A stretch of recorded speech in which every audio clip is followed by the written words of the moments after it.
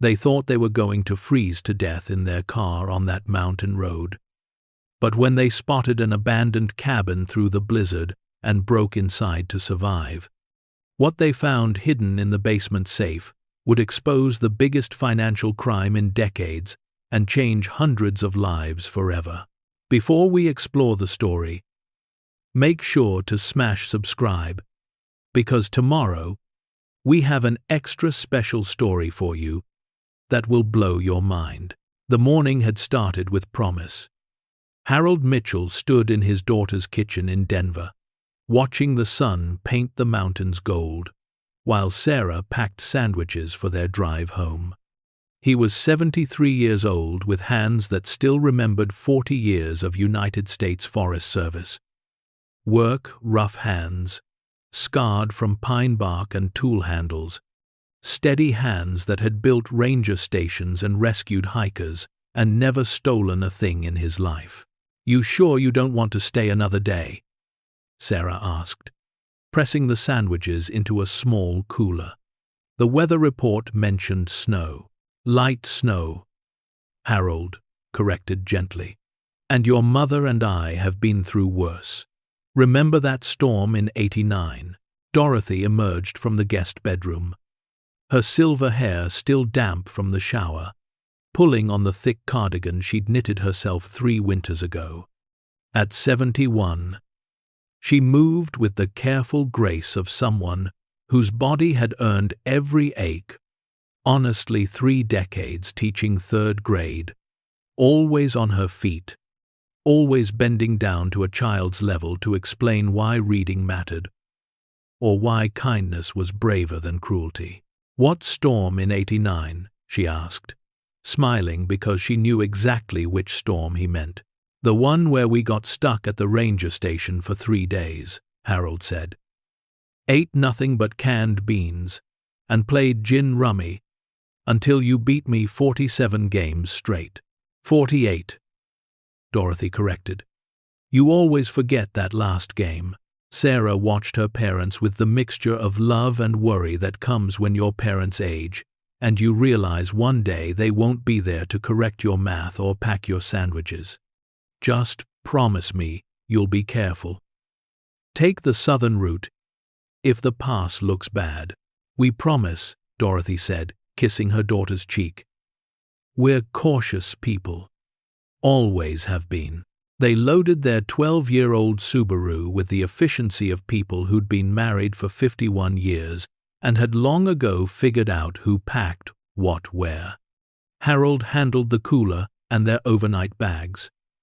Dorothy carried the smaller items, her book, Harold's reading glasses, the thermos of coffee Sarah had insisted they take. Their grandchildren spilled out of the house for final hugs. Emma, the oldest at 19, studying environmental science at Boulder. Michael, 17, all elbows and basketball dreams. And little Sophie, just turned 9, who wrapped her arms around Dorothy's waist and said, "I love you, Grandma. Drive safe." "We will, sweetheart," Dorothy promised, stroking the girl's hair. "And when you visit us next month, I'll teach you how to make those chocolate chip cookies you like. The ones with the brown edges, those exact ones." By 9 in the morning, they were on Interstate 25, heading north, Denver shrinking in the rearview mirror. Harold drove, one hand on the wheel, the other resting on the console, where Dorothy could reach it if she wanted. They listened to old country music, the kind from the 70s that they danced to when they were young and stupid, and so in love, it hurt, and didn't talk much because they'd never needed to fill silence with noise. The first flakes appeared around 10:30. Just a few, gentle and lazy, drifting past the windshield like they had all day to reach the ground. Harold noted them, but didn't worry. He'd driven through mountain snow his entire adult life. He knew the difference between weather that threatened and weather that just complained. "Getting heavier," Dorothy observed an hour later. She was right. The gentle flakes had multiplied, grown aggressive. What had been a dusting on the road shoulders was now a thin blanket across the asphalt. The car in front of them had its wipers going steadily. "Want me to take the southern route?" Harold asked. "Add an hour, but it's lower elevation." Dorothy looked out at the mountains rising ahead of them, now disappearing into grey clouds that hadn't been there an hour ago. Something in her chest tightened, not quite fear, but its quieter cousin, caution. "Let's stay on track," she said. "But if it gets worse, we turn back. One parlor, deal." Harold agreed. It got worse. By noon, as they climbed the winding mountain pass toward Cedar Springs, their small town 3 hours northwest of Denver, visibility had dropped to maybe 30 feet. The wipers beat a frantic rhythm against snow that fell so thick it looked solid. Other cars had pulled off, hazard lights blinking orange through the white. Drivers too scared to continue. Harold kept going because he'd been trained for this, because he knew these mountains, because turning around now meant backtracking 15 miles on a road that was probably already impassable. Forward was the only direction that made sense. "Can you see the road?" Dorothy asked. Her voice was calm, but her hands gripped the dashboard. "Barely," Harold admitted. "But I can feel it. Tires are still gripping." The Subaru climbed higher. The temperature gauge showed 28 degrees, then 26, then 23. The snow that had been falling was now a full blizzard, wind-driven and violent, hitting the windshield like someone throwing handfuls of white sand. Harold's knuckles were pale on the steering wheel. His eyes burned from staring into the endless white, trying to distinguish road from shoulder, trying to stay between the invisible lines. Dorothy had stopped talking, just sat perfectly still, her breath steady, being the calm Harold needed. Then the engine coughed. A wet, rattling sound that didn't belong. "No," Harold whispered. "Not now." The car shuddered. The engine coughed again. The dashboard lights flickered once, twice. Then the battery light blazed red. The engine died. Power steering went dead. Harold wrestled the wheel, guiding the coasting Subaru to what he hoped was the shoulder. They rolled to a stop. Silence, except for the wind, screaming around the car and snow hammering the roof like a million tiny fists. Harold turned the key. Nothing. Turned it again. A clicking sound, weak and fading. The cold had killed the battery, or something worse. Either way, they were sitting in a dead car on a mountain pass in a blizzard with the temperature dropping fast. "Options," Dorothy said quietly. Not a question, but a request for Harold's ranger training to kick in. "Stay or go," Harold said. He pulled out his phone. No signal. Of course not. They were in a dead zone. Had been for the last 20 minutes. "If we stay, we have maybe 3 hours before hypothermia becomes a real problem. Our winter coats will help, but not enough. And if we go," Harold looked out the window at the whiteout conditions. "We could get lost 10 feet from the car, walk in circles, freeze faster, but we might find help," Dorothy finished. "Might find shelter." They sat in silence for maybe 30 seconds, which felt like 30 minutes. The car was already getting cold. Their breath fogged the windows. The snow built up on the windshield, inch by inch, burying them alive. "I saw something," Dorothy said suddenly. "About 5 minutes before we stopped. Through my window. A dark shape, like a building." "How far?" Harold asked. "Close. Maybe 100 yards off the road. Could have been anything. Could have been a shadow, but it was something." Harold made the decision, the way he'd made every important decision in his life, by trusting Dorothy. "We go. Stay connected. If we get separated, we stop moving and yell." They prepared quickly. Harold grabbed the emergency kit from the back.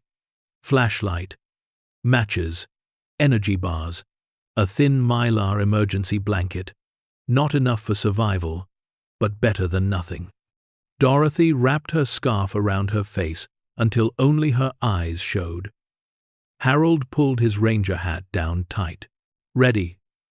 he asked. Hand on the door handle. "No," Dorothy said, "but let's go anyway." The moment Harold opened his door, the wind tore it from his grip and slammed it back. Snow invaded the car instantly, swirling, blinding. He forced the door open again and stepped out into knee-deep powder. The cold hit him like a wall. Not just cold, but the kind of cold that bites through layers and finds skin immediately. The kind that makes your lungs hurt with each breath. He came around to Dorothy's side and took her hand. She squeezed it, hard. They started walking. Each step was a battle. The snow came up past Dorothy's knees, almost to her thighs. The wind pushed them sideways, backward, tried to knock them down. Harold kept his free hand stretched in front of him, feeling for trees, rocks, anything. "Angle left," Dorothy shouted, though she was right beside him. The wind stole her words. "That's where I saw it." They angled left, away from where the road should be, into the unknown. Every instinct Harold had screamed that this was wrong, that you never left the road in a blizzard, that you stayed with your vehicle. But every other instinct said 3 hours in a dead car equaled death. They walked for what felt like an eternity. Harold counted steps. 20, 30, 40. His legs burned. His face was numb. Dorothy's hand in his was the only real thing in a world made of white noise and freezing wind. 50 steps. 60. Maybe they'd been wrong. Maybe there was nothing out here. Maybe they were walking away from safety, instead of toward it.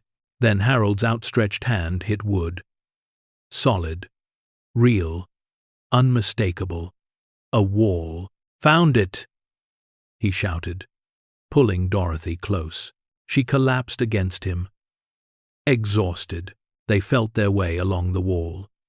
Harold's fingers traced rough-hewn logs, gaps where mortar had crumbled. A window frame shuttered tight. This was a building, a substantial one. Then his hand found a corner. And a few feet past that, a door. He tried the handle. Locked. The door was solid wood, thick, with a deadbolt he could feel under his numb fingers. He put his shoulder to it and pushed. Nothing. Pushed harder. The door rattled but held. "Move back," he told Dorothy. She stepped aside, and Harold kicked just below the handle where the lock mechanism would be.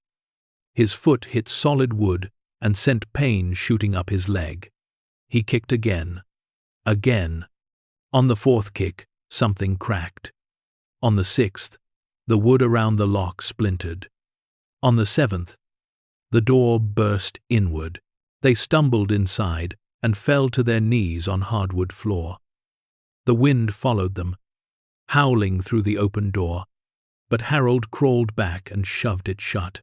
The sudden quiet was so complete it felt like falling into deep water. For a long moment, they just breathed. Harold's lungs hurt. His face burned with cold. His fingers were so numb he couldn't feel them. Beside him, Dorothy was breathing hard, her scarf crusted with ice. "Are you okay?" he managed. "I think so," she said. "You?" "Yeah. Just, yeah." Harold pulled out his flashlight with clumsy hands and clicked it on. The beam cut through darkness and revealed something that made him freeze. This wasn't a ranger station. This wasn't a hunting cabin. This was somebody's home. A nice home. The flashlight beam swept across a room furnished with leather armchairs and a sofa that looked expensive. A stone fireplace dominated one wall, its mantel decorated with a clock that had stopped at 3:15. Bookshelves lined another wall, full of hardcover books with dust on their spines but not decay. The floor was hardwood, covered partially with a rug that had once been beautiful and still was, just faded. "Harold," Dorothy said softly. She was standing now, looking around. "What is this place?" He moved deeper into the room, the flashlight revealing more details. A dining table with 6 chairs tucked beneath it, a kitchen area with dark cabinets and a propane stove, dishes in a drying rack beside the sink. Everything dusty, but intact. Everything preserved. "It's like someone just left," Dorothy said. "Got up one day and walked out, planning to come back. But they hadn't come back." That much was obvious. The dust on every surface told that story.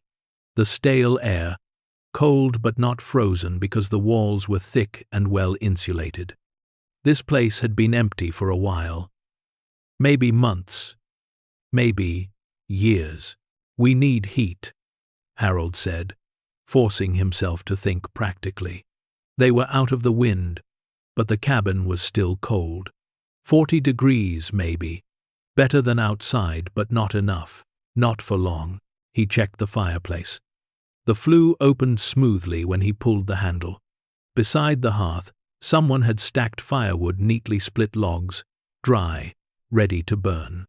Harold grabbed a handful of kindling from a bucket and arranged it in the fireplace.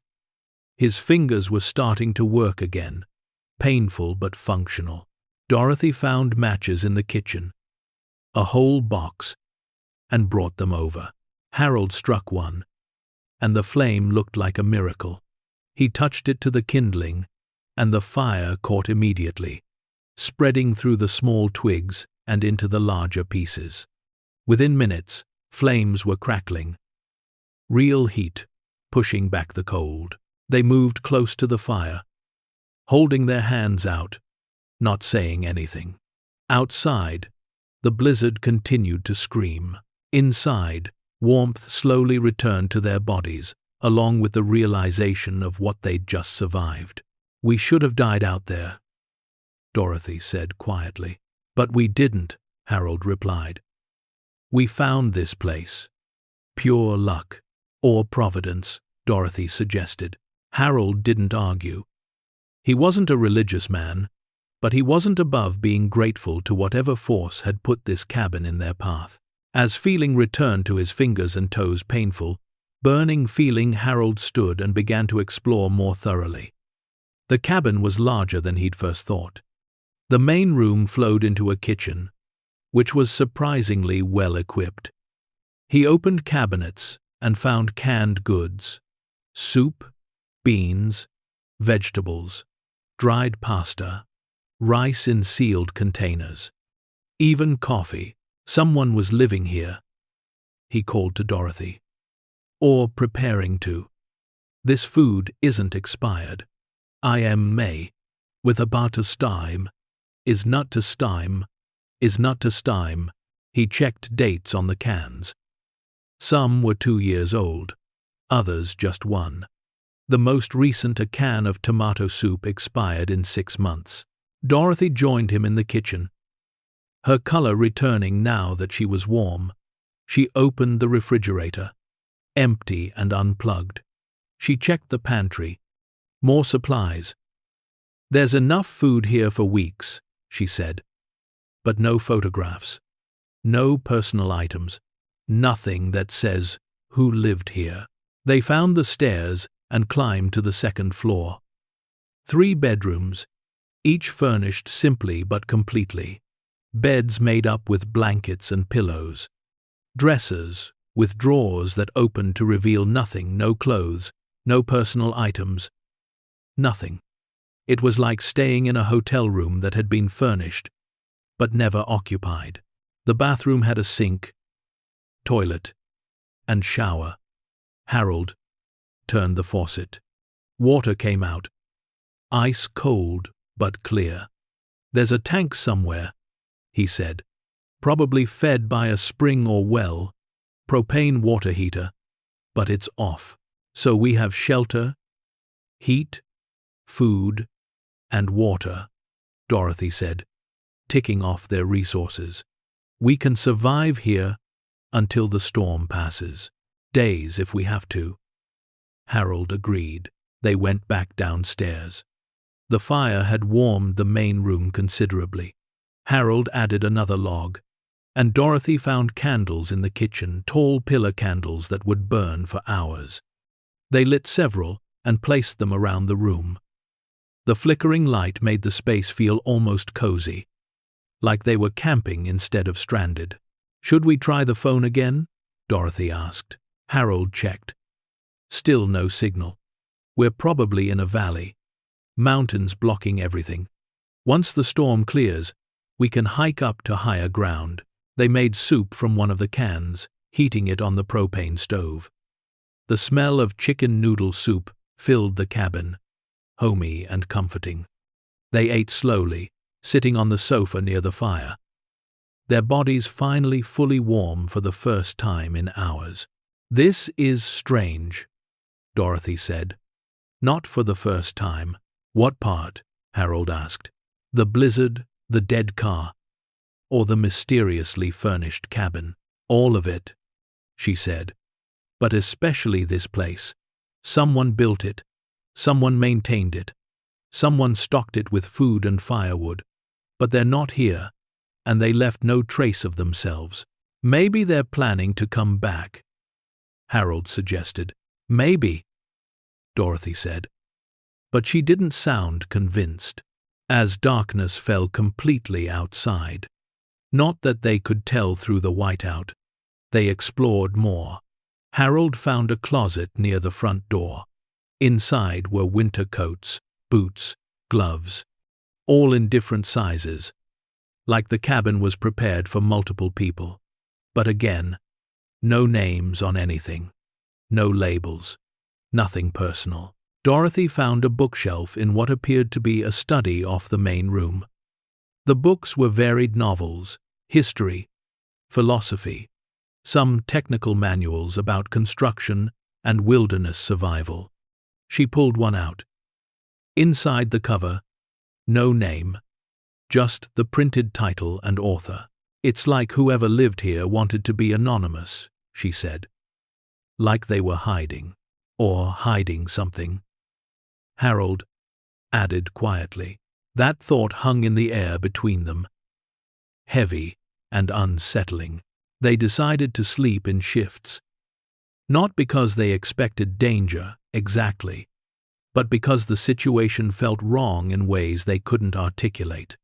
Dorothy took first watch, sitting in the armchair near the fire with a blanket wrapped around her shoulders.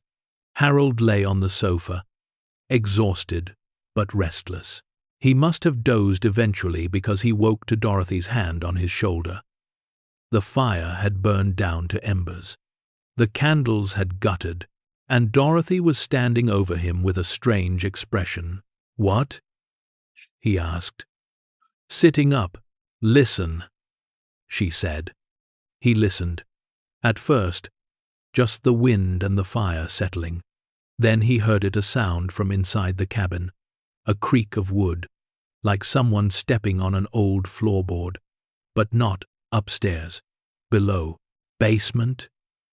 Harold whispered. Dorothy nodded. "I heard it twice now. Something's down there." Harold grabbed the flashlight and stood slowly. His ranger training kicked in awareness of his surroundings, where the exits were, what could be used as a weapon if needed. He picked up the iron poker from beside the fireplace. They moved through the darkened cabin toward the kitchen. Harold swept the flashlight slowly, checking corners. Nothing. Everything looked the same as before. Then he saw it, a door he'd somehow missed during their earlier exploration. It was tucked beside the pantry, painted the same color as the wall, easy to overlook. He approached it carefully. The door was closed but not locked. He could see light beneath it, not electric light, but the faint glow of something reflective, catching the beam of his flashlight through the crack. "Stay behind me," he told Dorothy.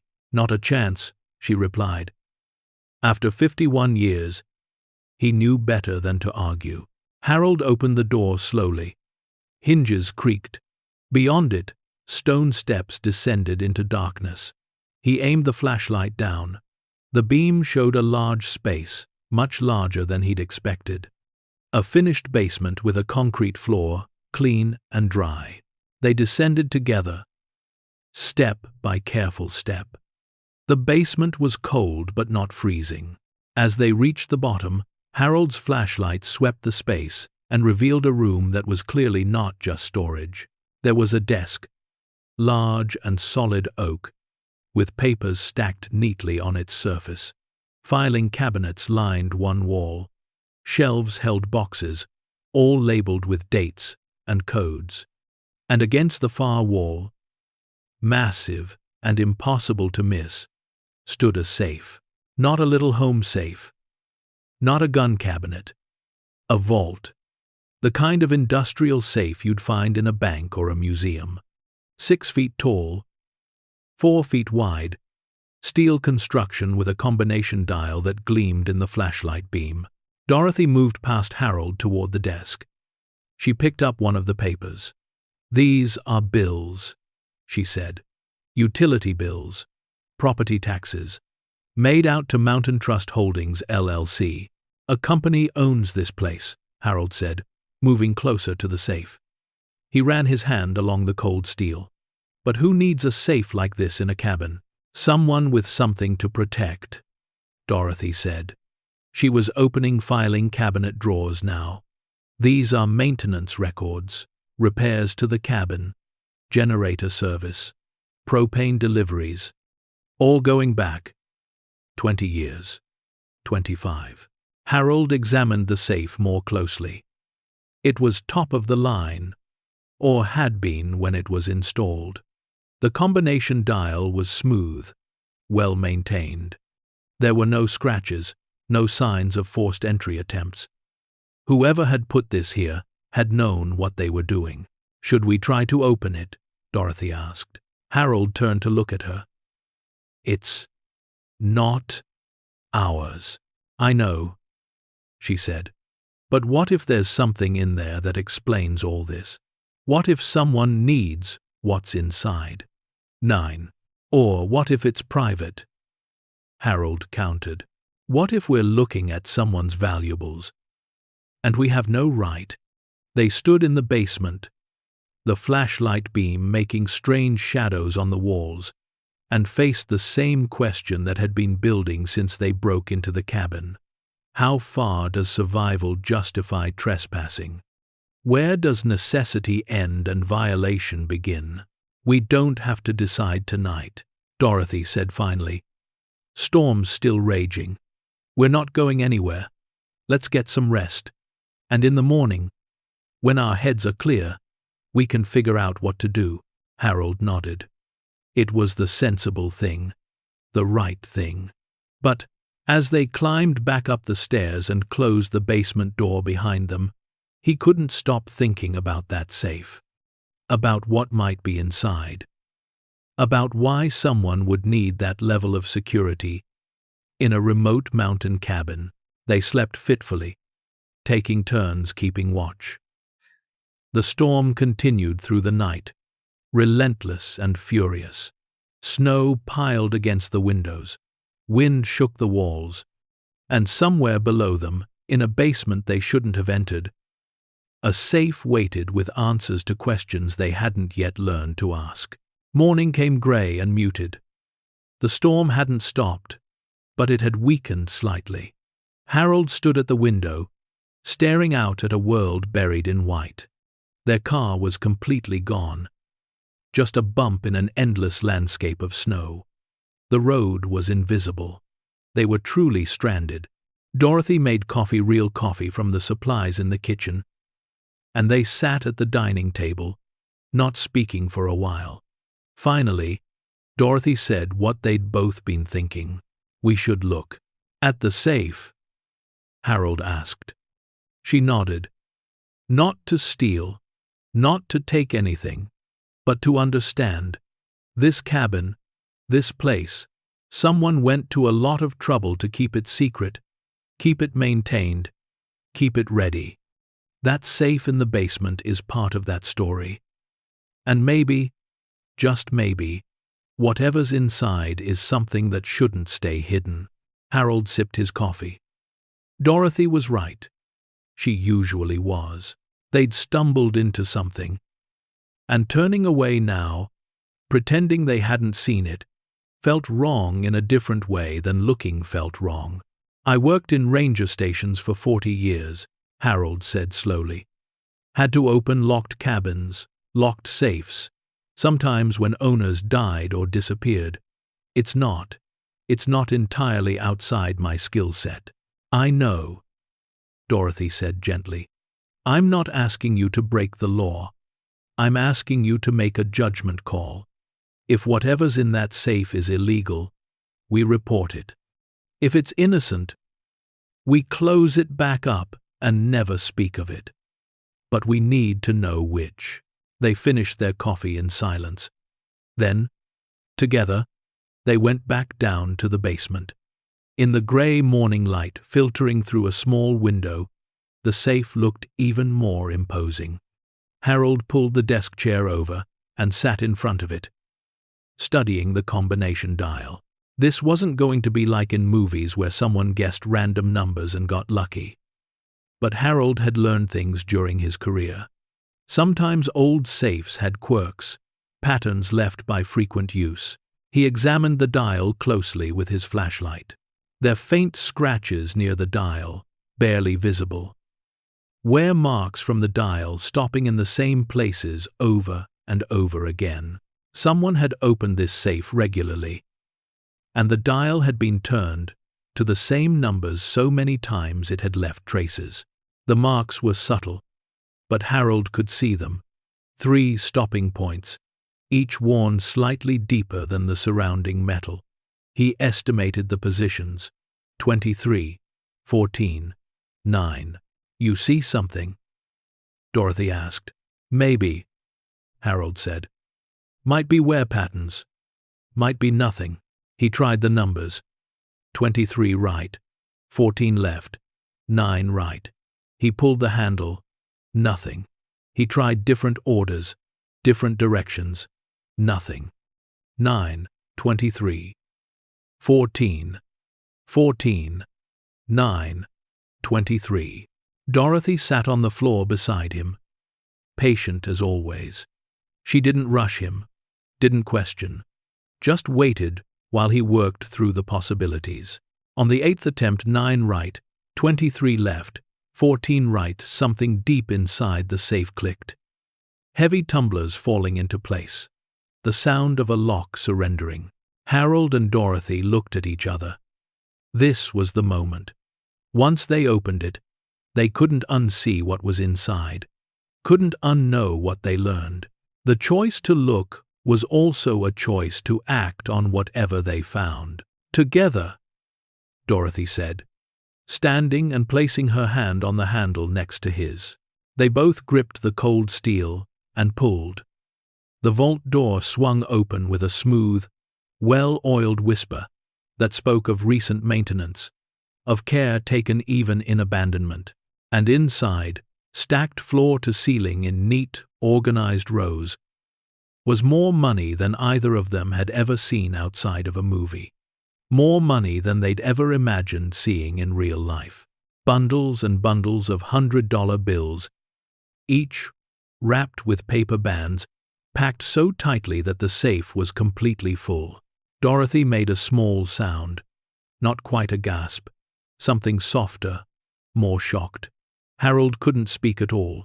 His mind tried to process what he was seeing, and failed. This wasn't real. Couldn't be real. Yet here it was, solid and undeniable. With shaking hands, Harold reached in and pulled out one bundle. The band read, $10,000 in neat printing. He pulled out another. Same. Another. Same. His eyes swept the safe, trying to count the rows, the stacks, doing impossible math. How much? Dorothy whispered. I don't know, Harold said, his voice hoarse. Millions. Tens of millions. Maybe. He couldn't finish. Because behind the first layer of money, he could see other things. Waterproof document cases, ledgers with leather bindings, and something that made his blood run cold, a laptop computer, carefully wrapped in plastic. This wasn't just money hidden in a safe. This was a fortune, hidden with intention, with documentation, with evidence. And Harold and Dorothy, two elderly people who'd only wanted to drive home from their daughter's house, were standing in front of it with no idea what it meant or what they should do. Outside, the blizzard continued to rage, trapping them in this cabin with a secret that someone had kept for decades. A secret that, now discovered, would change everything. Harold set the bundle of money down carefully, as if it might explode. Dorothy reached past him and pulled out one of the document cases. Her hands trembled as she opened it. Inside was a leather-bound ledger, the kind accountants used before computers. She opened it to the first page. The handwriting was neat, precise. Dates, amounts, account numbers. Each line a transaction, each number larger than most people saw in a lifetime. And at the top of the first page, written in the same careful hand, Pension Fund Consolidation, Alpha 7-2. Untraceable. Dorothy looked up at Harold, her eyes wide. Oh, God, she breathed. Harold, I think this is stolen money. And in that moment, everything changed. Harold set the bundle of money down on the desk with trembling hands. The paper band around it read $10,000 in neat black printing. He stared at it like it might transform into something else if he looked away and looked back. But it remained stubbornly real, a stack of $100 bills thick as a paperback novel. Dorothy had already opened the leather-bound ledger across her lap. Her finger traced down the first page, moving from line to line, her lips moving silently as she read. The color had drained from her face. Harold, she said quietly, you need to see this. He moved to stand behind her, looking over her shoulder at the neat columns of handwriting. Each entry had a date, an amount, and a cryptic code. But it was the notes in the margins that told the real story. January 15, 1991. Consolidated Retirement Account, RT 447. Amount transferred, $123,000. Source, Matheson Pension Fund. Status, clean transfer, no audit trail. March 3, 1991. Municipal bonds liquidated. Amount, $247,000. Source, Denver Public Works Retirement Account. Status, untraceable. July 19, 1991. Private accounts merged. Amount, $98,000. Source, Grant Family Trust. Status, documentation destroyed. Line after line, page after page. The ledger went on for what looked like 200 pages, each one filled with the same careful documentation of theft. Harold pulled out his phone and took a photograph of the page. Then another. Then another. His ranger training was kicking in now. Document everything. Preserve evidence. Maintain chain of custody even when you're not sure what the custody is for yet. There are more ledgers, Dorothy said, pointing to the safe. Behind the first layer of money, Harold could see at least 5 more leather-bound books, each as thick as the first. He pulled them out one by one and stacked them on the desk. Dorothy opened the second ledger. More of the same. Dates stretching from 1991 through 1995. Amounts that made Harold's head spin. 50,000 here, 200,000 there. Sometimes $500,000 in a single entry. The third ledger was different. This one had names, real names, not account numbers or codes, but actual people. Roger Matheson, age 67, retired postal worker, amount lost, $73,000, life savings. Helen Grant, age 72, widow, amount lost, $89,000, husband's pension. David and Patricia Torres, ages 64 and 62, amount lost, $112,000. Combined retirement accounts. Dorothy's hand covered her mouth. These are real people, real families. Someone stole everything from them. Harold kept flipping pages. The names went on and on, hundreds of them, maybe thousands. Each entry showed a name, an age, what they'd lost, what it represented. Retirement funds, pension accounts, life savings, college funds for grandchildren, money set aside for medical emergencies. How many names? Dorothy asked. Her voice barely a whisper. Harold flipped to the last page of the ledger. At the bottom, someone had written in neat script, total victims documented, 473. Total amount misappropriated, approximately $43 million as of December 1991. 43 million, Harold repeated. But there's way more than that in the safe. He turned back to the safe and began pulling out more document cases. Inside one, he found newspaper clippings, yellowed with age and carefully preserved in plastic sleeves. The first headline made his stomach drop. Prominent Denver financial advisor vanishes, millions missing.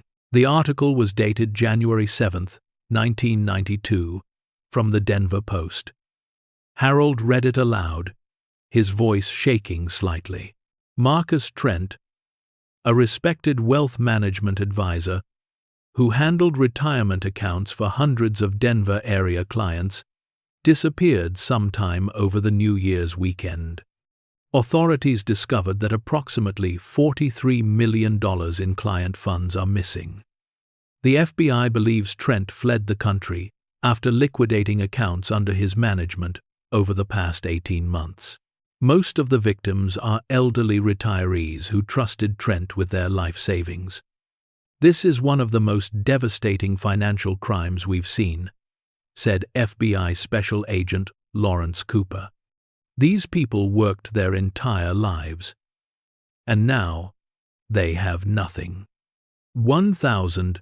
Dorothy had moved to sit in the desk chair, her legs suddenly unsteady. Marcus Trent, she repeated. This was his cabin. Harold found another clipping. Trent investigation goes cold after 5 years. Another one. Victims of Trent scandal still seeking justice 10 years later. And another. Denver embezzlement case remains unsolved after 20 years. He got away with it, Dorothy said bitterly. He stole from hundreds of people and disappeared, and no one ever found him. Until now, Harold said quietly. He was pulling out more document cases. Inside one, he found passport photos the same man photographed under different names. In one photo, he was Marcus Trent, clean-shaven with dark hair. In another, he had a beard and was called Michael Thompson. In a third, he'd gone gray and was listed as Martin Trask. Multiple identities, Harold said. He was planning to disappear even before he took the money. Another case held property deeds. The cabin they were standing in was registered to Mountain Trust Holdings, LLC, purchased in 1987, 4 years before the theft. Trent had been planning this for years, setting up his escape route, creating a place where he could hide in plain sight. Dorothy found something else, a letter, typed on old-fashioned paper, dated December 20th, 2021, just 3 years ago. She read it aloud, her voice tight with anger. "If you're reading this, then something has happened to me. This money represents my life's work, liberation from a system that steals from everyone legally, through taxes, inflation, and economic manipulation. I took it illegally. Yes, but I took it from people who could afford to lose it. They had pensions, social security, family support. The names in the red ledger, those are my mistakes. People who invested more than they should have, who put all their eggs in one basket. If circumstances allow, consider compensating them. But understand that the bulk of this fortune is mine by right of daring, by right of intelligence, by right of seeing an opportunity and having the courage to take it. Use it wisely. Live boldly. Don't let guilt or conventional morality bind you." Signed, M.T.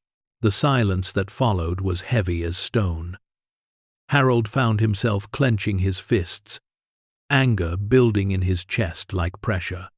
This man, this Marcus Trent, had stolen from elderly people, destroyed lives, and had the audacity to call it courage, had the twisted logic to claim his victims could afford it. As if anyone could afford to lose everything they'd worked for. "Right of daring," Dorothy said, her voice sharp as broken glass. "He calls ruining 473 lives daring." Harold turned back to the safe. Behind all the documents, past all the ledgers, the money remained. Stacks and stacks of it, packed so tightly he couldn't see the back wall. He started pulling out bundles, setting them on the desk, counting. 10,000 per bundle, 10 bundles per row, 20 rows deep in some sections. His mind did math he didn't want to do. "There's got to be over 200 million here," he said. "Maybe closer to 300. Dorothy had found another document, a handwritten note dated just 3 years ago, in the same neat script as the ledgers. Current holdings summary. Cash on hand, $267 million. Additional assets in offshore accounts, approximately $43 million. Properties under various LLC names, estimated value $12 million. Total net worth $322 million. $322 million, Harold repeated numbly. He turned $43 million in stolen money into $322 million.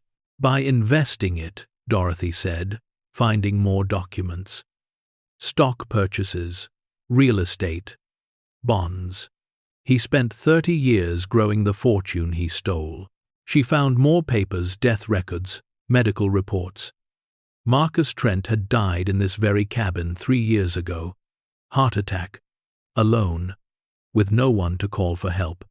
His body had been found months later by a hunting party who'd stumbled on the cabin by chance.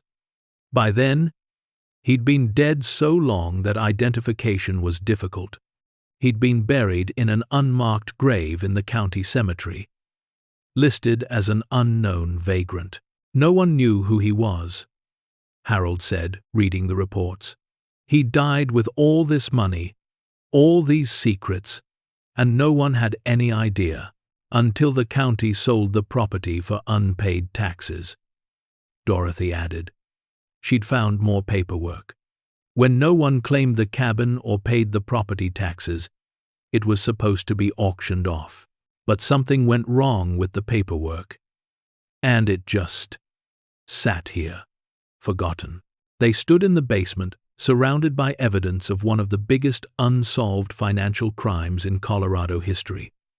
The safe door hung open like a mouth, still full of cash. The desk was covered with ledgers, newspaper clippings, and the documented devastation of hundreds of lives. Harold's phone buzzed suddenly, making them both jump. He pulled it out, one bar of signal, flickering in and out. A text message from Sarah had somehow gotten through. "Are you okay? News says blizzard is worst in 20 years. Please respond when you can." He typed back quickly. "We're safe. Stranded in a cabin.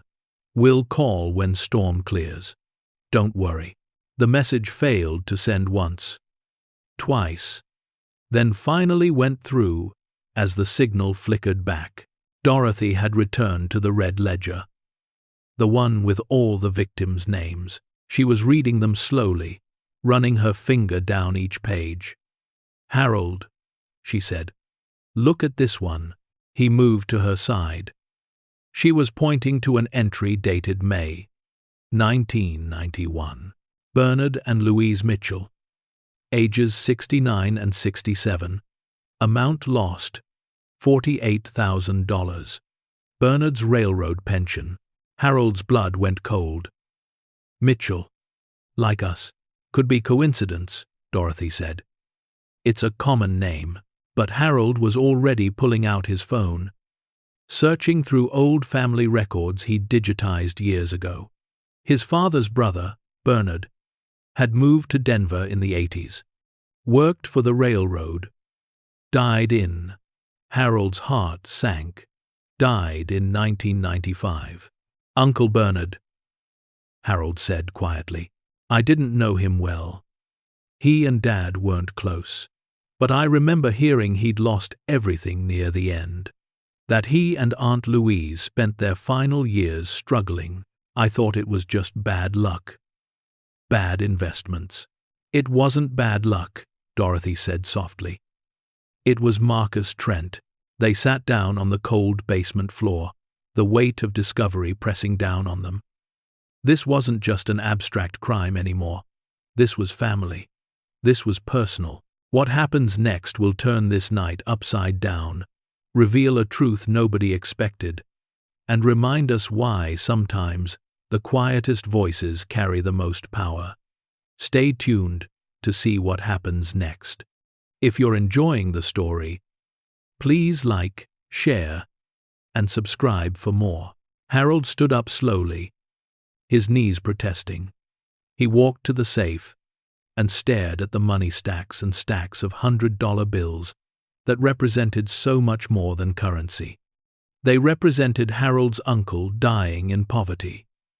They represented Dorothy's teaching colleague, who'd had to work until she was 80 because her retirement fund had vanished. They represented the thousands of small tragedies that happened when one person decided his greed mattered more than other people's lives. "We could take it," Harold said suddenly. Dorothy looked up at him, surprised. "I'm serious," he continued. "No one knows we're here. The storm will eventually clear. We could pack up this money, lock the safe, and leave. Come back with a truck when the roads are passable. Take it all. No one would ever know." Dorothy stood and walked to his side. "You don't mean that, don't I?" Harold turned to face her. "Think about it, Dorothy. When did we last have money that wasn't spoken for? When did we last look at our bank account and not feel that knot in our stomach? That's not who we are," Dorothy said gently. "Maybe it should be," Harold said, his voice rising slightly. "Maybe we've been fools our whole lives, following rules that only work for people who already have money, working honest jobs that barely paid enough, saving pennies while people like Marcus Trent stole millions." He was breathing hard now, surprised by his own anger. Dorothy took his hand. "Tell me about your mother," she said quietly. Harold blinked, thrown by the change in direction. "What? Your mother? When she got sick? Tell me about that." Harold's jaw tightened. You know what happened. Tell me anyway, Dorothy insisted. Harold was quiet for a moment. Then the words came. 1998. She was 71. Cancer. Stage 4. The doctors said there was an experimental treatment, but insurance wouldn't cover it. Said it wasn't proven effective enough. How much did they want? Dorothy asked, though she knew the answer. $50,000. Harold said. We didn't have it. We took out a second mortgage on the house, borrowed from my brother. Sold Mum's car, our second car, everything we could, scraped together the money over 3 months. And, Dorothy prompted gently, and she died anyway, Harold said, his voice cracking. 6 months later. The treatment didn't work, or we got it too late, or maybe it was never going to work. But we spent the next 12 years paying off that debt. 12 years of every extra dollar going to pay for 6 months of hope. Dorothy squeezed his hand. And Sarah, when she needed surgery. Harold closed his eyes. 2007. Emma was 8. Appendix burst. Emergency surgery. Even with insurance, it was $28,000. We were still paying off Mom's medical bills. We couldn't help. Had to watch our daughter struggle, take on debt, work extra shifts, while her daughter recovered. We couldn't do anything. And your truck, Dorothy continued. The one you loved, sold it, Harold said. 2012. Transmission died. Cost more to fix than it was worth. Couldn't afford a decent replacement. So I bought that old Ranger that breaks down every other month. Still driving it. And the cabin at Twin Lakes, Dorothy said. Harold's shoulders sagged. The cabin? Yeah. My dad left it to me. My brother wanted to keep it in the family, but I couldn't afford the property taxes. We sold it for less than it was worth just to get out from under it. Someone else's family makes memories there now. 7 people or. Dorothy let the silence stretch between them. Then she spoke, her voice steady but thick with emotion. My turn. Remember when my dad died? 2004. Harold nodded. Nursing home bills, Dorothy said. Medicaid didn't cover half of what he needed. He had dementia, needed specialized care. My sister and I split the costs. $36,000 each over 3 years. I took a part-time job grading papers at night, remember? Just to keep up with the payments. I remember, Harold said, and when we wanted to help Sarah with her wedding, 2006, Harold said, we'd saved $4,000. It wasn't enough for what she wanted, but it was something. Except the water heater died that winter, Dorothy continued. $2,200 we didn't have. So Sarah got $2,000 for her wedding instead of $4,000. She never complained, but I saw her face when she was looking at venues she couldn't afford.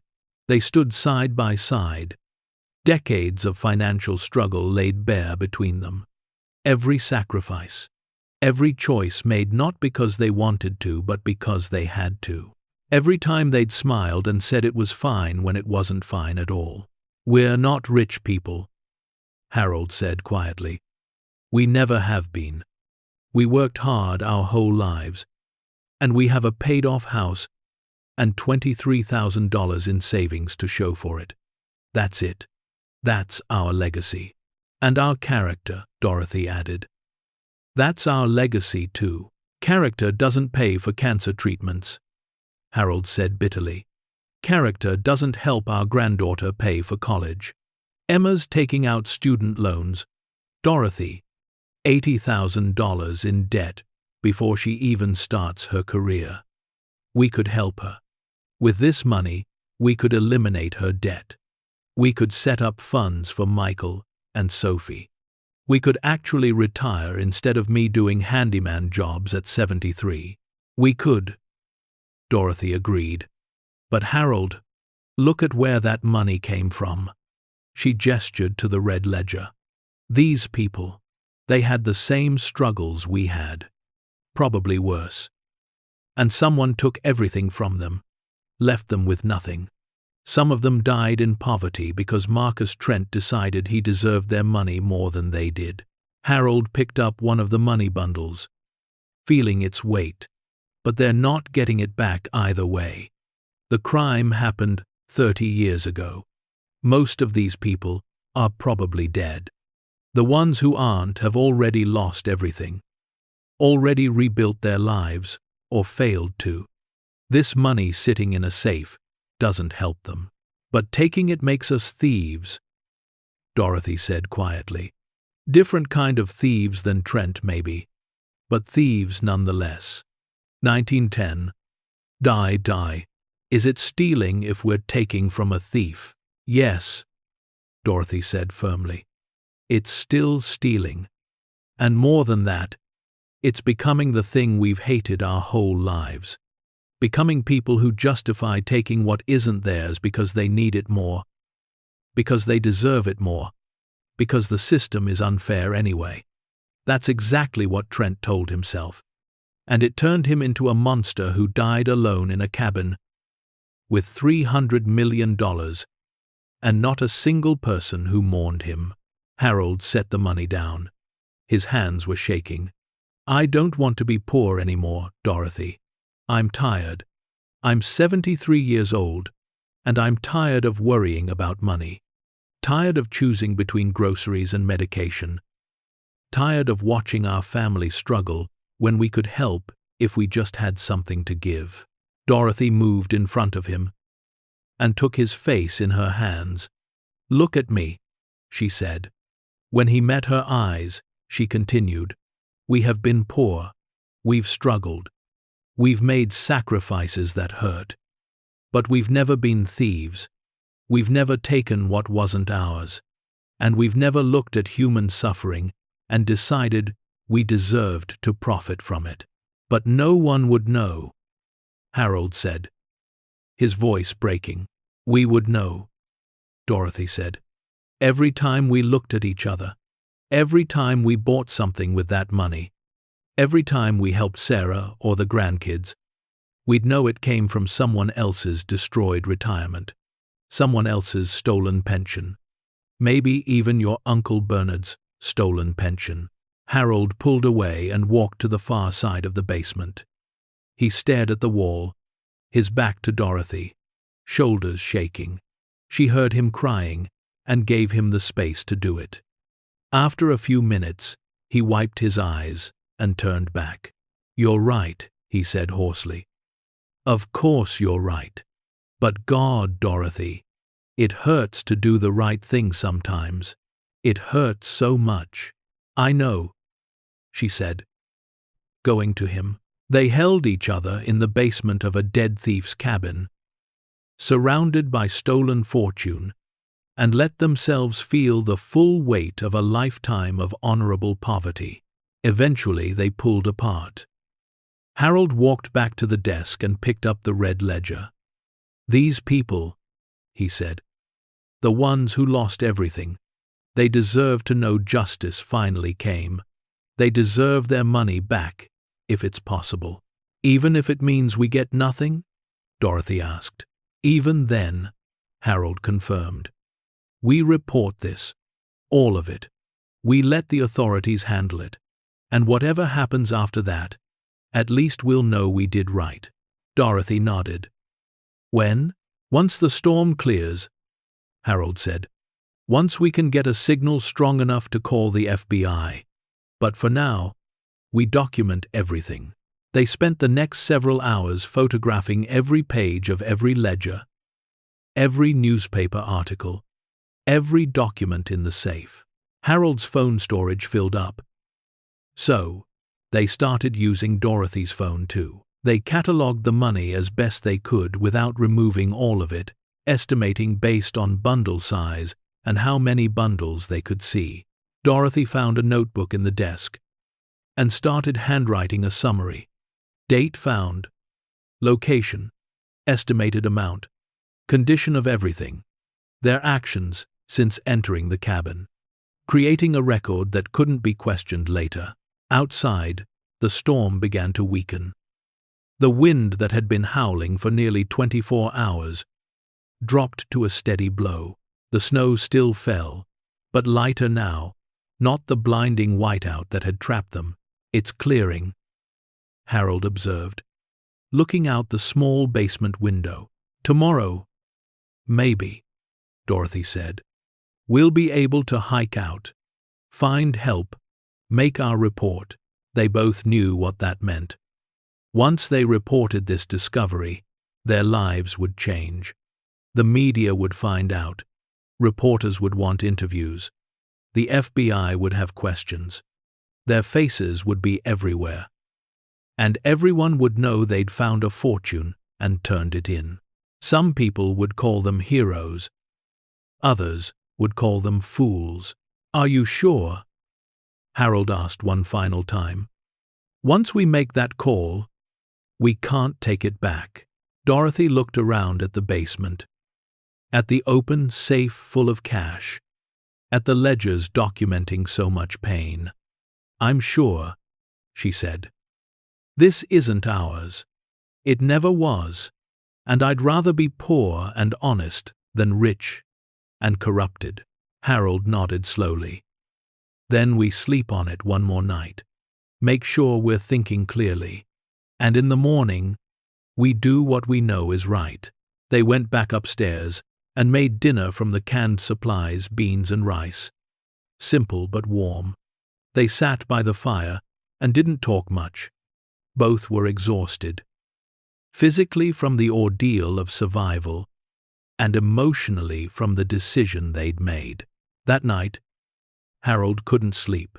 He kept thinking about Emma's student loans, about Michael needing a car to get to his after-school job, about Sophie growing up in a world that seemed to get more expensive every year. He thought about Dorothy's arthritis that would only get worse, and the treatments she'd need that insurance might not cover. He thought about the furnace in their house that was 30 years old and would need replacing soon, and he thought about the money in the basement. $267 million that could solve every problem he'd ever worried about. But then he thought about Roger Matheson, retired postal worker, who'd lost $73,000. He thought about Helen Grant, widow, who'd lost her husband's entire pension. He thought about Uncle Bernard, who died thinking he'd made bad investments, when really he'd been robbed, and Harold knew, bone deep, that Dorothy was right. Some things mattered more than money. Character, integrity, being able to look at yourself in the mirror and know you'd done right even when it hurt. Around 3 in the morning, he got up and went down to the basement one last time. He stood in front of the open safe, staring at the fortune inside. Then, carefully, he began closing it.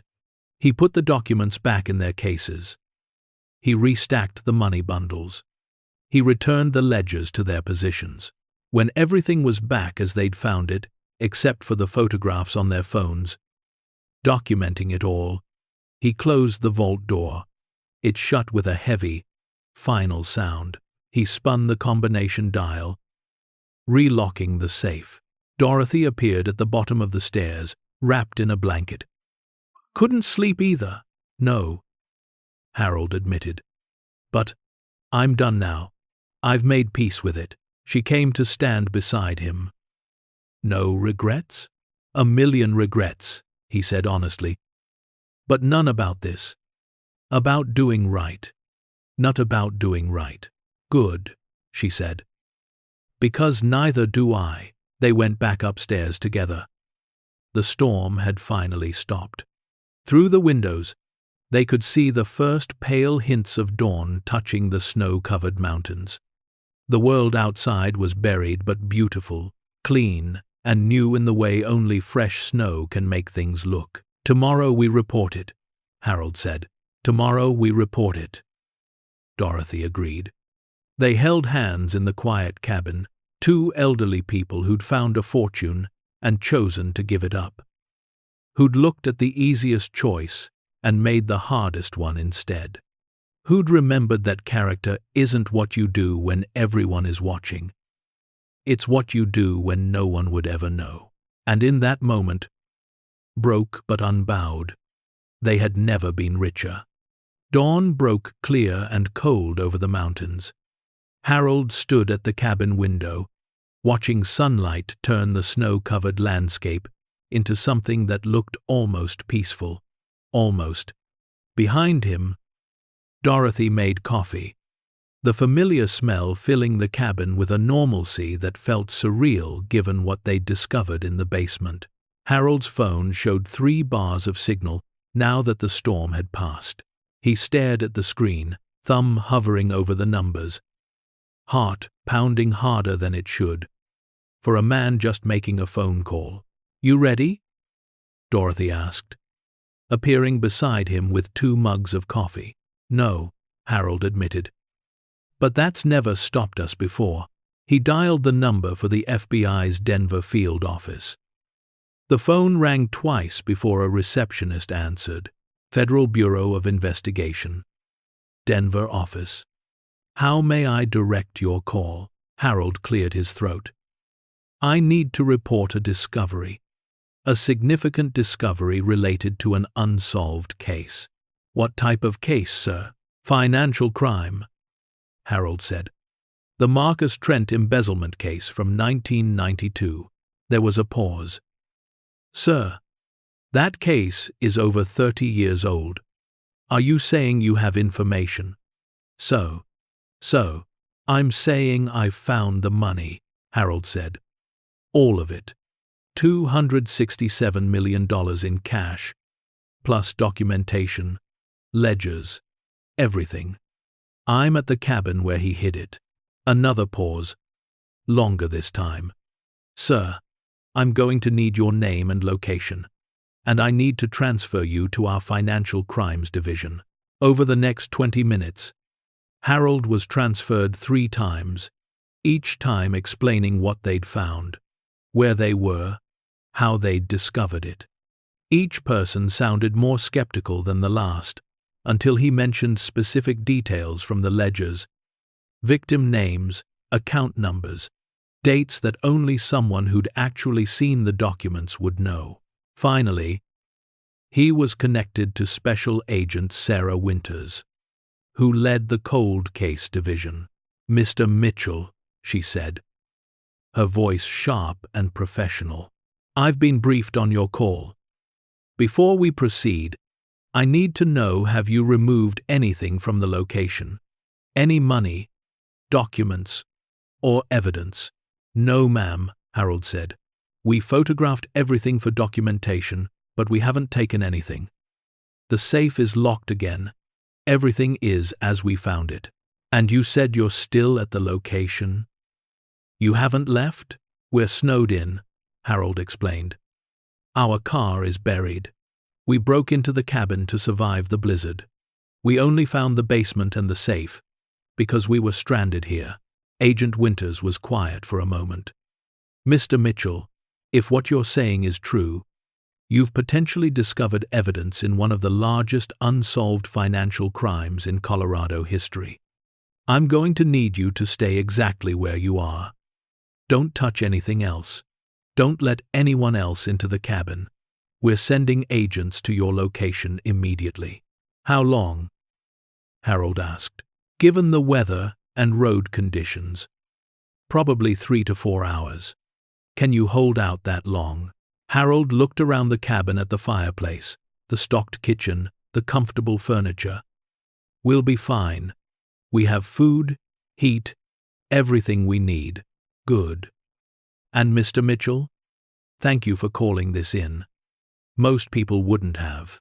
After he hung up, Dorothy said quietly, "Most people wouldn't have. That's what she said." "I know," Harold replied. "Which means most people would have taken the money." "I know." Harold said again. They sat in silence, both thinking the same thing. They'd just set in motion something that couldn't be stopped. In a few hours, federal agents would arrive. Then investigators, forensic accountants, media. Their names would become public. Their choice to report, rather than take, would be scrutinized, judged, questioned. Their lives would never be the same. Second thoughts? Dorothy asked. About 1,000, Harold admitted. But not about this. Never about this. The helicopters arrived 3 hours and 47 minutes later. Harold heard them first, the rhythmic thump of rotors cutting through mountain air. He and Dorothy went to the window and watched 2 black helicopters circle once, before landing in a clearing about 100 yards from the cabin. Agents emerged, 6 of them, dressed in dark tactical gear, trudging through waist-deep snow toward the cabin. Harold opened the door before they could knock. The lead agent was exactly who he'd spoken to on the phone, Special Agent Sarah Winters. She was in her mid-40s, with sharp eyes that missed nothing and the kind of presence that commanded rooms without trying. "Mr. and Mrs. Mitchell," she said, showing her credentials.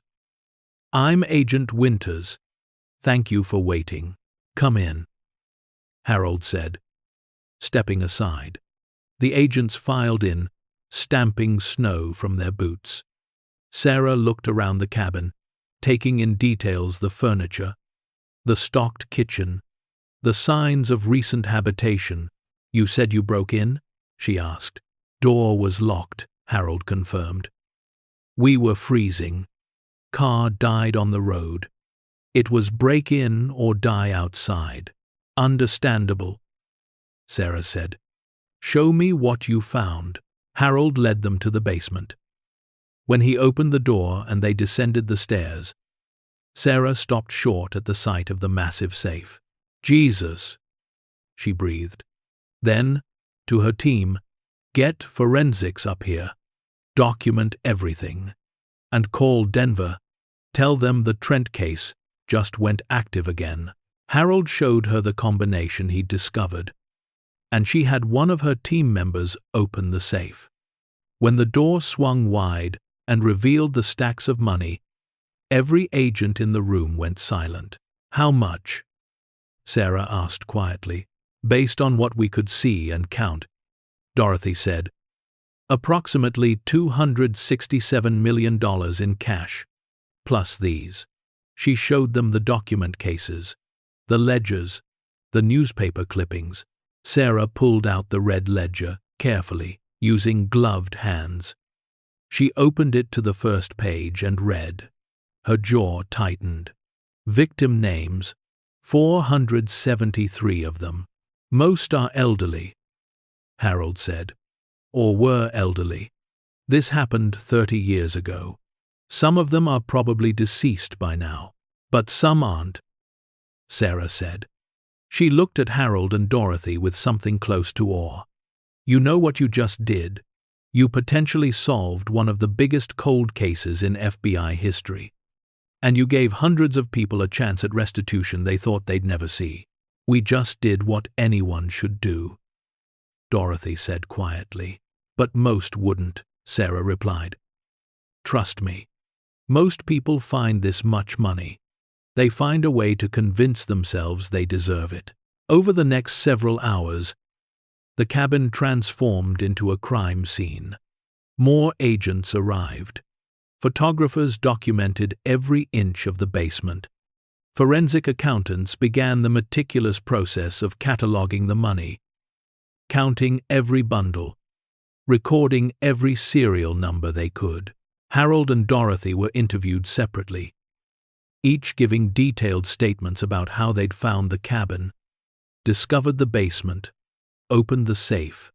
Sarah was thorough but kind, asking the same questions multiple ways, building a record that would hold up in court. "One last question," she said to Harold. "At any point, did you consider keeping the money?" Harold looked her in the eye. "Yes," he said honestly. I'd be lying if I said I didn't. We're not wealthy people. We've struggled financially our whole lives. So yes, the thought crossed my mind. But you didn't act on it. No, ma'am. Because it wasn't ours. No matter how much we needed it, taking it would have made us thieves. Different kind of thieves than Marcus Trent maybe, but thieves all the same. Sarah nodded slowly. That's rare. More rare than you know. By late afternoon, the agents had finished the initial documentation. The money was being loaded into secure transport containers. The ledgers and documents were being carefully packed as evidence. Sarah told Harold and Dorothy they were free to leave. One of the helicopters would take them home. What happens now? Dorothy asked. Now we investigate, Sarah said. We'll verify everything in those ledgers. Track down the victims or their surviving family members. Set up a restitution fund.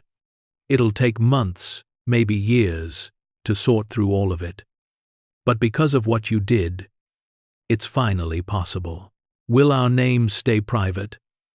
Harold asked. Sarah hesitated. I'll do my best to keep you out of the official reports as long as possible. But realistically, something this big, it's going to leak. Reporters will find out. Your names will probably become public. How public? Dorothy asked. National news public, Sarah admitted. This is a major story. Elderly couple finds massive fortune in hidden cabin, turns it all in. The media is going to love it. Some people will call you heroes. Others. Some others will call us fools. Harold finished. Probably, Sarah said gently. I'm sorry, but you should prepare yourselves. Your lives are about to get complicated. The helicopter ride home was surreal. Harold and Dorothy sat side by side, headphones on to muffle the rotor noise, watching the mountains slip past beneath them. Neither spoke. There was too much to process, too much that had changed in less than 48 hours. When they landed at a small airport outside Cedar Springs, Sarah's words proved prophetic faster than they'd imagined. News vans were already there. Someone had leaked it, probably a local who'd seen the helicopters. Maybe a federal employee who couldn't resist telling a friend who told a reporter. Cameras and microphones appeared the moment they stepped off the helicopter. Reporters shouted questions. Mr. Mitchell, is it true you found over $200 million? Mrs. Mitchell, why didn't you keep the money? Are you regretting your decision? FBI agents hustled them into a waiting car. But the damage was done. By the time they reached their small house in Cedar Springs, their faces were already on the news. Local stations first, then regional, then national. By evening, they were trending on social media. The reactions split sharply and viciously. Some praised them. These are real heroes. Integrity over greed. Others mocked them. Two idiots just gave away a fortune. Could have changed their entire family's life. Still, others attacked. They're lying. Nobody turns in that much money. This is a publicity stunt. Harold and Dorothy unplugged their landline after the 50th call from reporters. They turned off their phones after the 100th text message, from people they hadn't spoken to in years, suddenly eager to reconnect. Their daughter Sarah drove up from Denver that evening, her face tight with worry. Mom, Dad, are you okay? The news made it sound like you were in danger. We were, Dorothy said. But we're not anymore. We're safe. We're fine. And the money? Sarah asked carefully, sitting at the kitchen table with them. What they're saying on the news. Is it true? $267 million. It's true, Harold confirmed. We found it all. And we reported it all. Sarah's eyes filled with tears. I don't know what to say. That report. That. You don't have to say anything, Dorothy said, taking her daughter's hand. We did what we had to do, what we were raised to do. Most people are saying you should have kept it, Sarah said quietly. That you deserved it, that you've struggled enough. Most people are wrong, Harold said firmly. That money was stolen from hundreds of families who struggled just like we did. Taking it would have made us part of the crime, not separate from it. The support lasted 3 days. Then the tide turned. An investigative reporter discovered that Harold's uncle had been one of Trent's victims. Suddenly the narrative changed. Couple had personal stake in Trent case, but claims they only wanted justice. Unquote. Op-eds appeared questioning their motives. Radio talk show hosts debated whether they'd really been noble or just scared of getting caught. Online forums dissected every detail of their financial history. Their modest house, their old car, suggesting they were too poor to have been smart enough to keep the money hidden. The cruelest comments came from people who'd also struggled financially. I've been poor my whole life, and I would have taken that money in a heartbeat. These people are either lying or stupid. Harold stopped reading the news after a week. Dorothy lasted 2 days longer, before she too turned away from the constant judgment, the endless speculation, the voices of strangers who thought they knew better. But some voices weren't strangers. Some were victims, and those voices started reaching out. The first letter arrived 6 days after their names became public. It was handwritten on paper that had yellowed with time, the handwriting shaky but determined. Dear Mr. and Mrs. Mitchell, my name is Margaret Patterson. In 1991, my husband Robert gave our entire retirement savings to Marcus Trent to manage. We lost $82,000. Robert died in 2003, never knowing justice would come, but I'm still here. And what you did, turning in that money when you could have kept it, that means everything to me. You gave me back something I thought was lost forever. Faith that good people still exist. Thank you. With deepest gratitude, Margaret Patterson, Dorothy cried, reading it. More letters came, then phone calls. Then the FBI organized a meeting in Denver for victims who wanted to meet Harold and Dorothy in person. 23 people showed up. Most were elderly, some using walkers or wheelchairs. A few were younger children or grandchildren of victims who'd passed away. They gathered in a conference room at the FBI field office, and Sarah Winters introduced Harold and Dorothy. The applause was immediate and overwhelming. These people, strangers who'd been robbed 30 years ago, stood and clapped until their hands must have hurt. Harold saw tears on weathered faces. Dorothy saw gratitude so raw it felt sacred. One by one, they shared their stories. Margaret Patterson, the woman who'd written the first letter, spoke about her husband Robert dying ashamed, thinking he'd made bad investments.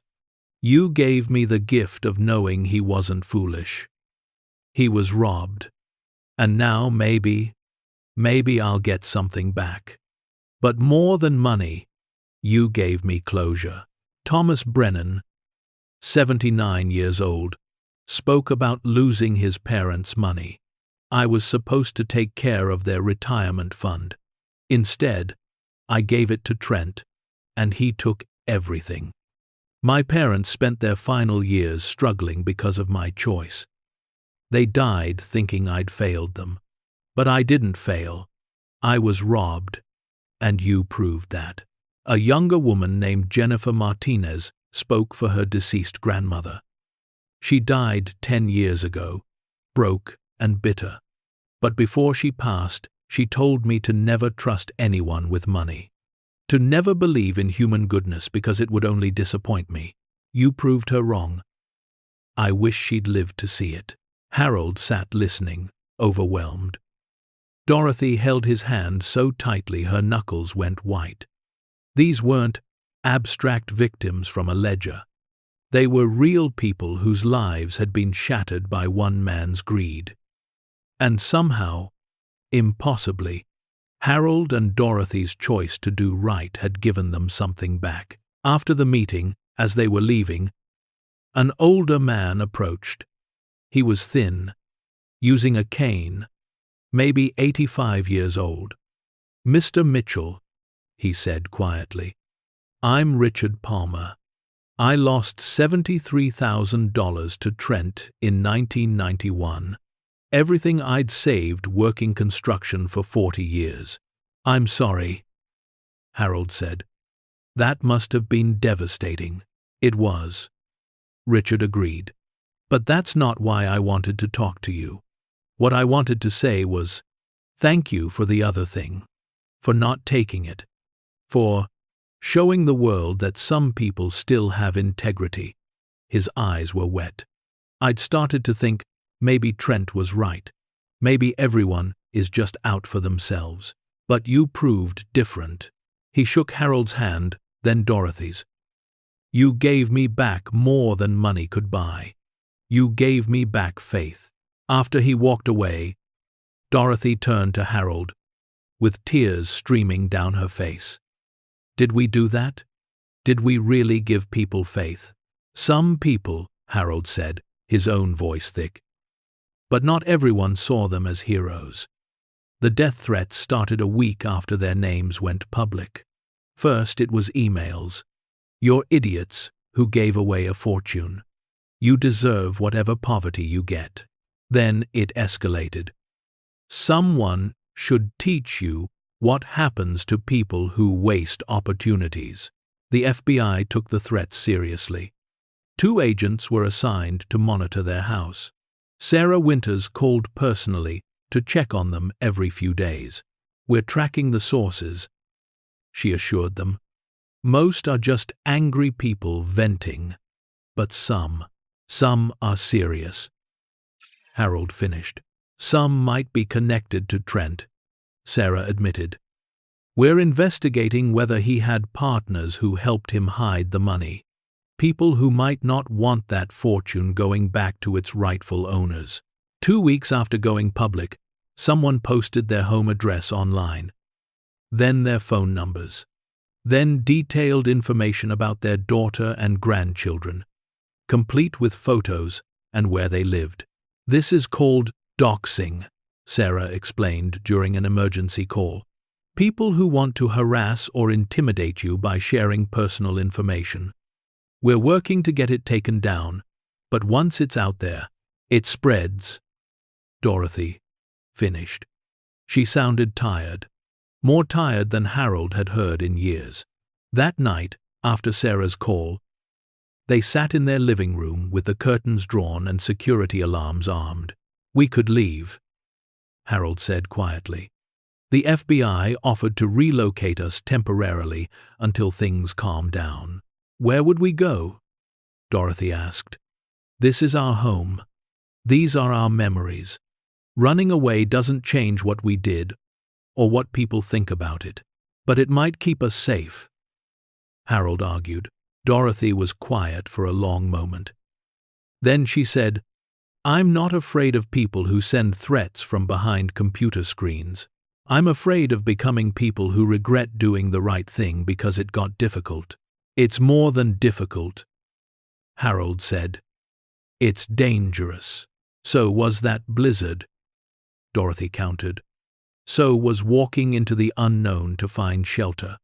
We survived that. We'll survive this." The legal complexities began unfolding 3 weeks after their discovery. The FBI's investigation had confirmed everything in Trent's ledgers. The money was definitely stolen. The victims were real. But now came the hard questions. Who legally owned the money? How should it be distributed? What about victims who died? What about Harold and Dorothy? Agent Winters explained it during one of her visits. The U.S. Attorney's Office is setting up a restitution fund. The $267 million in cash will be the foundation. We're also tracking other assets Trent had offshore accounts. Properties under shell company names could end up being over $300 million total. What about the victims? Dorothy asked. How much will they get back? One. And quoted to say stay. That's being calculated, Sarah said. It's complicated. Some people lost more than others. Some victims are deceased, and we have to determine next of kin. Some amounts don't match exactly because interest wasn't paid over 30 years. It's going to take time, but they'll get something? Harold pressed. Most of them, yes, Sarah confirmed. It won't be everything they lost, but it'll be substantial. Because of you. Then she pulled out a folder. But there's something else you need to know. Something about you specifically. Harold and Dorothy exchanged glances. There's a federal law, Sarah continued, about rewards for finding stolen property. If someone locates and reports significant stolen assets, they can be entitled to a percentage of what's recovered. It's designed to encourage people to do exactly what you did, turn in found money instead of keeping it. We don't want a reward, Harold said immediately. We did what anyone should do. I understand, Sarah said gently. But this isn't about wanting it. It's about the law recognizing what you did. You found evidence that solved a 33-year-old cold case. You could have taken all of it and disappeared. You didn't. The law says you're entitled to compensation. How much? Dorothy asked quietly. Sarah opened the folder and pulled out a document. The standard is between 10 and 25%, depending on circumstances. Given the amount recovered, the significance of the case, the fact that you made restitution possible for hundreds of victims, and your exemplary conduct throughout. She paused, letting the weight of the moment settle. The U.S. Attorney is recommending 20%. Harold felt his heart stop. 20% of $267 million. He did the math and felt dizzy. That's $53.4 million, Sarah finished. Before taxes, obviously. But yes, that's what they're proposing. The room went silent. Dorothy's hand found Harold's. They sat there. Two people who'd spent a lifetime scraping by, being told they'd just become multimillionaires for doing what they'd been raised to believe was simply right. We can't, Dorothy said finally. That money should go to the victims. It's not coming from the victims, Sarah explained. The law requires the government to pay rewards separately. It doesn't reduce what the victims receive. They get their restitution. You get your reward. It's two different pots of money. But taxpayers, Harold started. Taxpayers benefit from having major crimes solved, Sarah interrupted. That's how the system works. You enabled the recovery of hundreds of millions in stolen assets. That's worth something. You're worth something. She stood to leave. You don't have to decide today. Think about it. Talk about it. But understand that if you decline, the money just goes back to the general treasury. It doesn't help the victims more. It doesn't help anyone. It just disappears into government coffers. After she left, Harold and Dorothy sat in stunned silence. $53 million. After a lifetime of struggling, of sacrificing, of choosing integrity over comfort, they were being told their choice had value. Literal, quantifiable, Life-changing value. What do we do? Dorothy whispered. Harold looked at her, his partner of 51 years, his anchor, his conscience. What do you think we should do? I think, Dorothy said slowly, that we take it. Not because we deserve it more than anyone else, not because we're special, but because turning it down doesn't help anyone. And maybe, just maybe, we can use it to help people the way we couldn't when we were struggling ourselves. Harold nodded. It made sense. Terrible, wonderful, terrifying sense. But we don't become what Trent was, Dorothy continued firmly. We don't hoard it. We don't waste it. We use it right.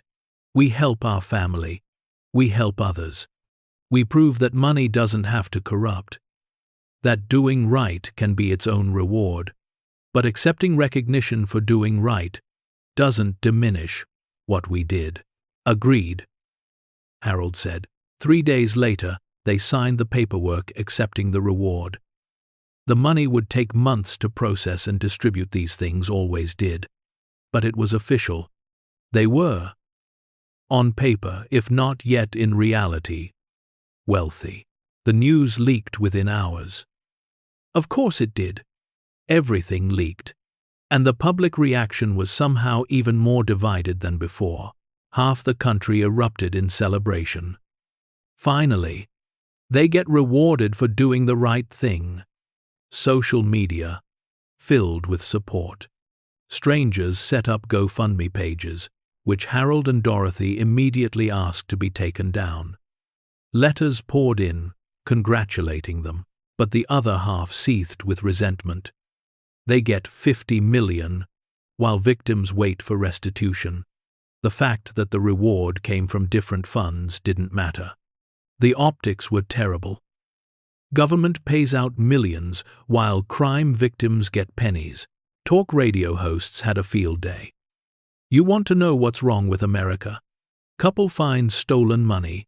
Government gives them 50 million taxpayer dollars for making a phone call. Harold and Dorothy stopped reading the news entirely. Stopped checking social media. Stopped answering unknown numbers.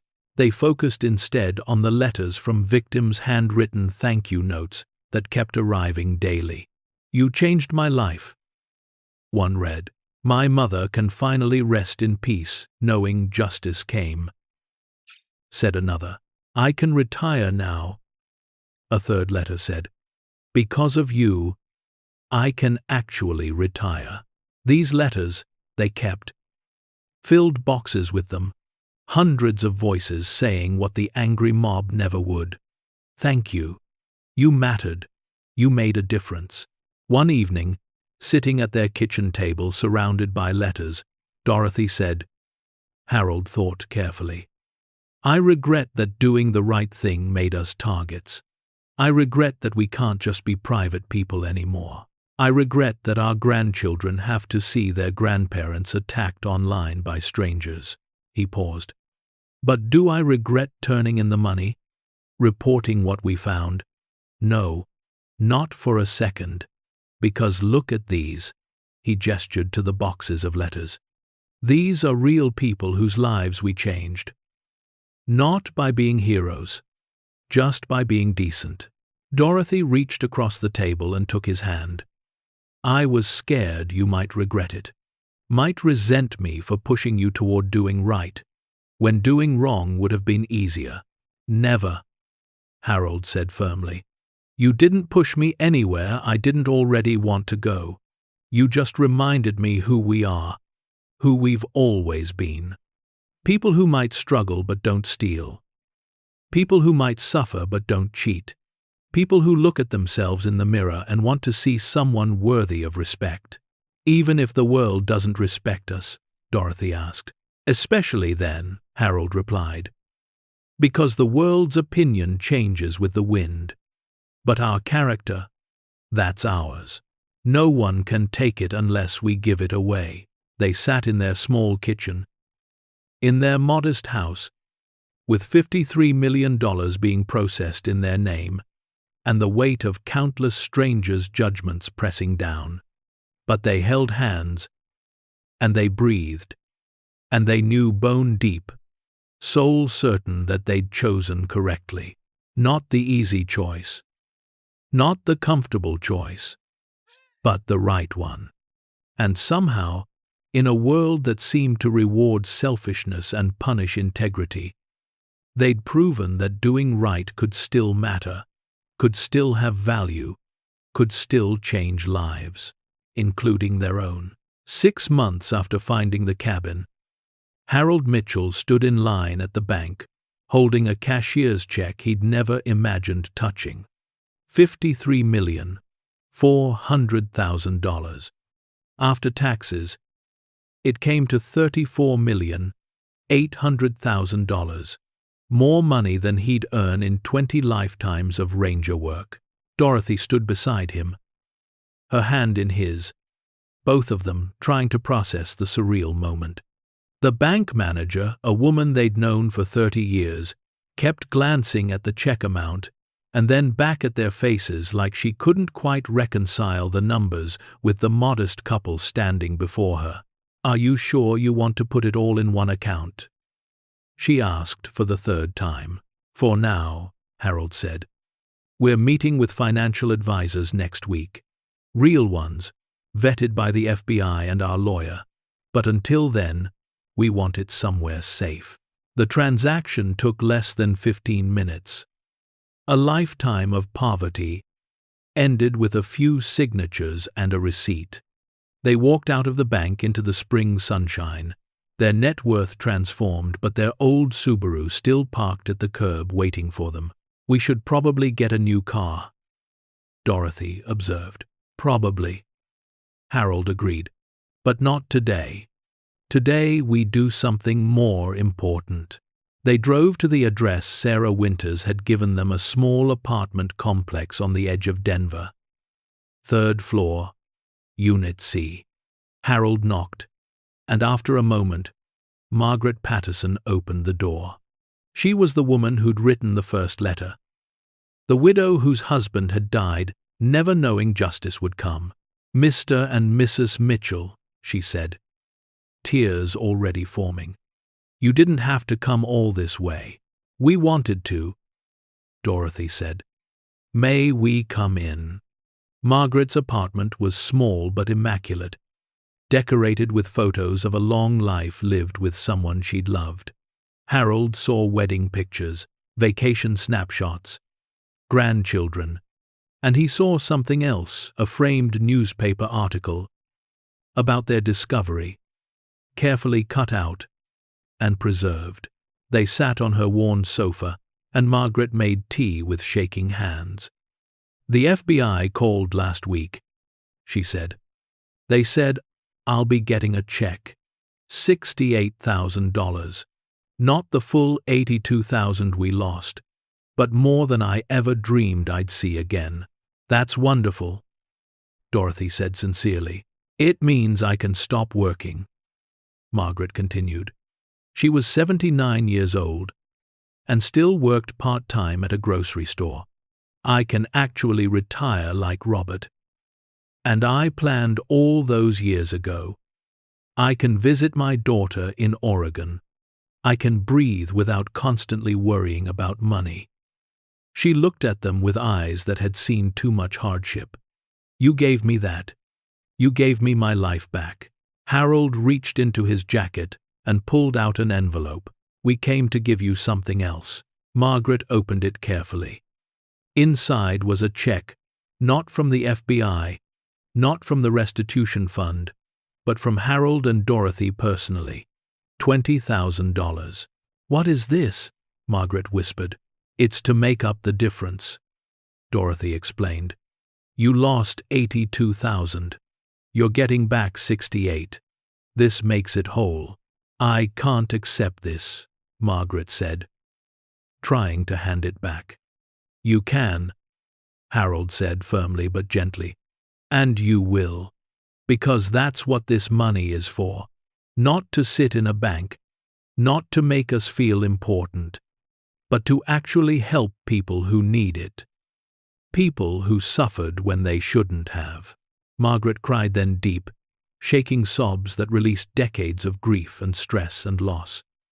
Dorothy held her, while Harold looked away, giving her privacy in her moment of overwhelming relief.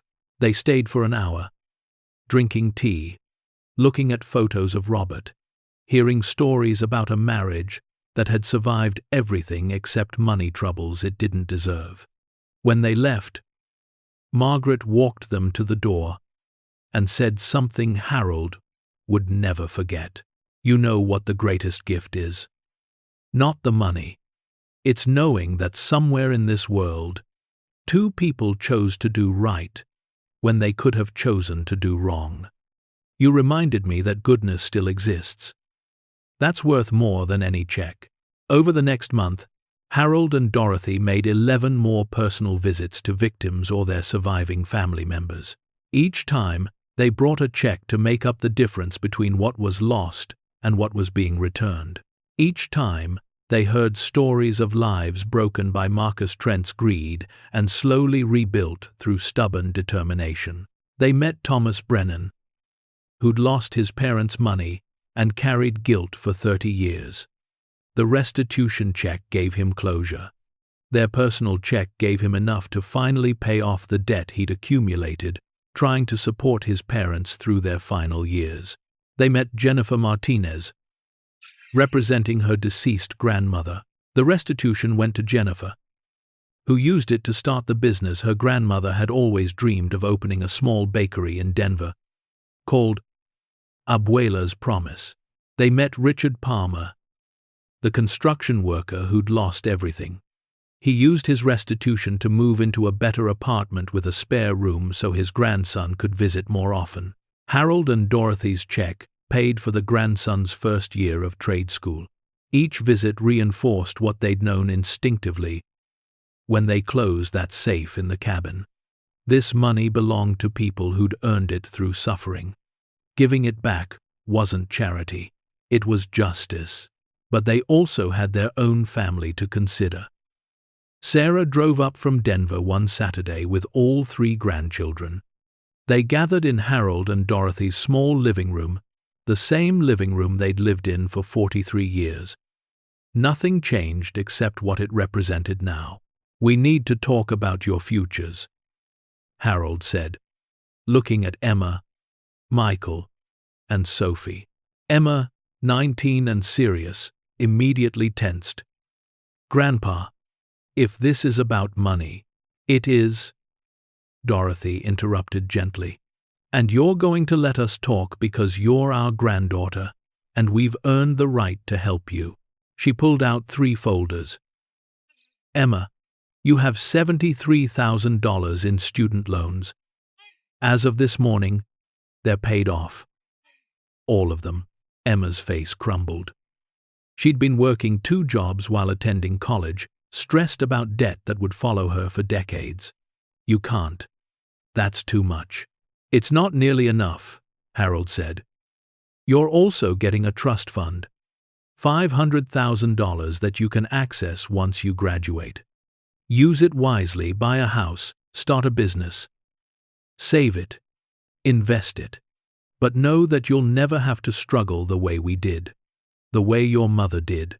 Michael, 17 and trying not to cry, was next. Dorothy said. Full ride, wherever you get in. Room, board, books, everything. Plus the same trust fund as Emma, $500,000 when you graduate. And a car, Harold added, with a small smile. Because I'm tired of worrying about you driving that death trap. Sophie, just 9 years old, didn't fully understand the numbers, but she understood that her grandparents were giving her something precious. You're getting an education fund, Dorothy explained. From kindergarten through college, every penny paid for. And when you turn 25, you'll get your own trust fund, same amount as your siblings. Sarah, their daughter, was openly crying now. Mom, Dad, this is too much. You should use this money for yourselves. We are, Harold said. by using it for you, by making sure our family never has to choose between medical care and groceries, never has to choose between college and working 3 jobs, never has to feel that weight we felt for so many years. But that was just the beginning. 2 months after receiving the reward money, Harold and Dorothy sat in a lawyer's office in Denver, signing papers to establish something that would outlast them both. The Mitchell Trent Restitution Foundation, the lawyer read aloud. Purpose: to provide financial assistance to victims of fraud, embezzlement, and financial crimes who fall through the cracks of legal restitution. They were seeding the foundation with $20 million. It would be managed by a professional board, with clear guidelines and transparent operations.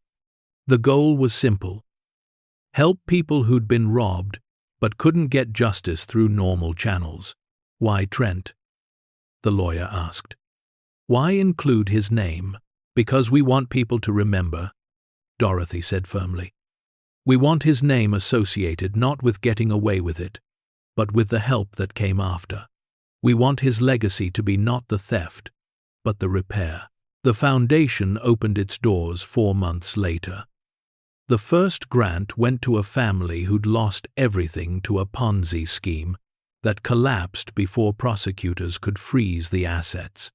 The second went to an elderly man who'd been scammed by fake tech support calls. The third went to a single mother whose identity had been stolen and used to rack up debt that legally was hers to pay.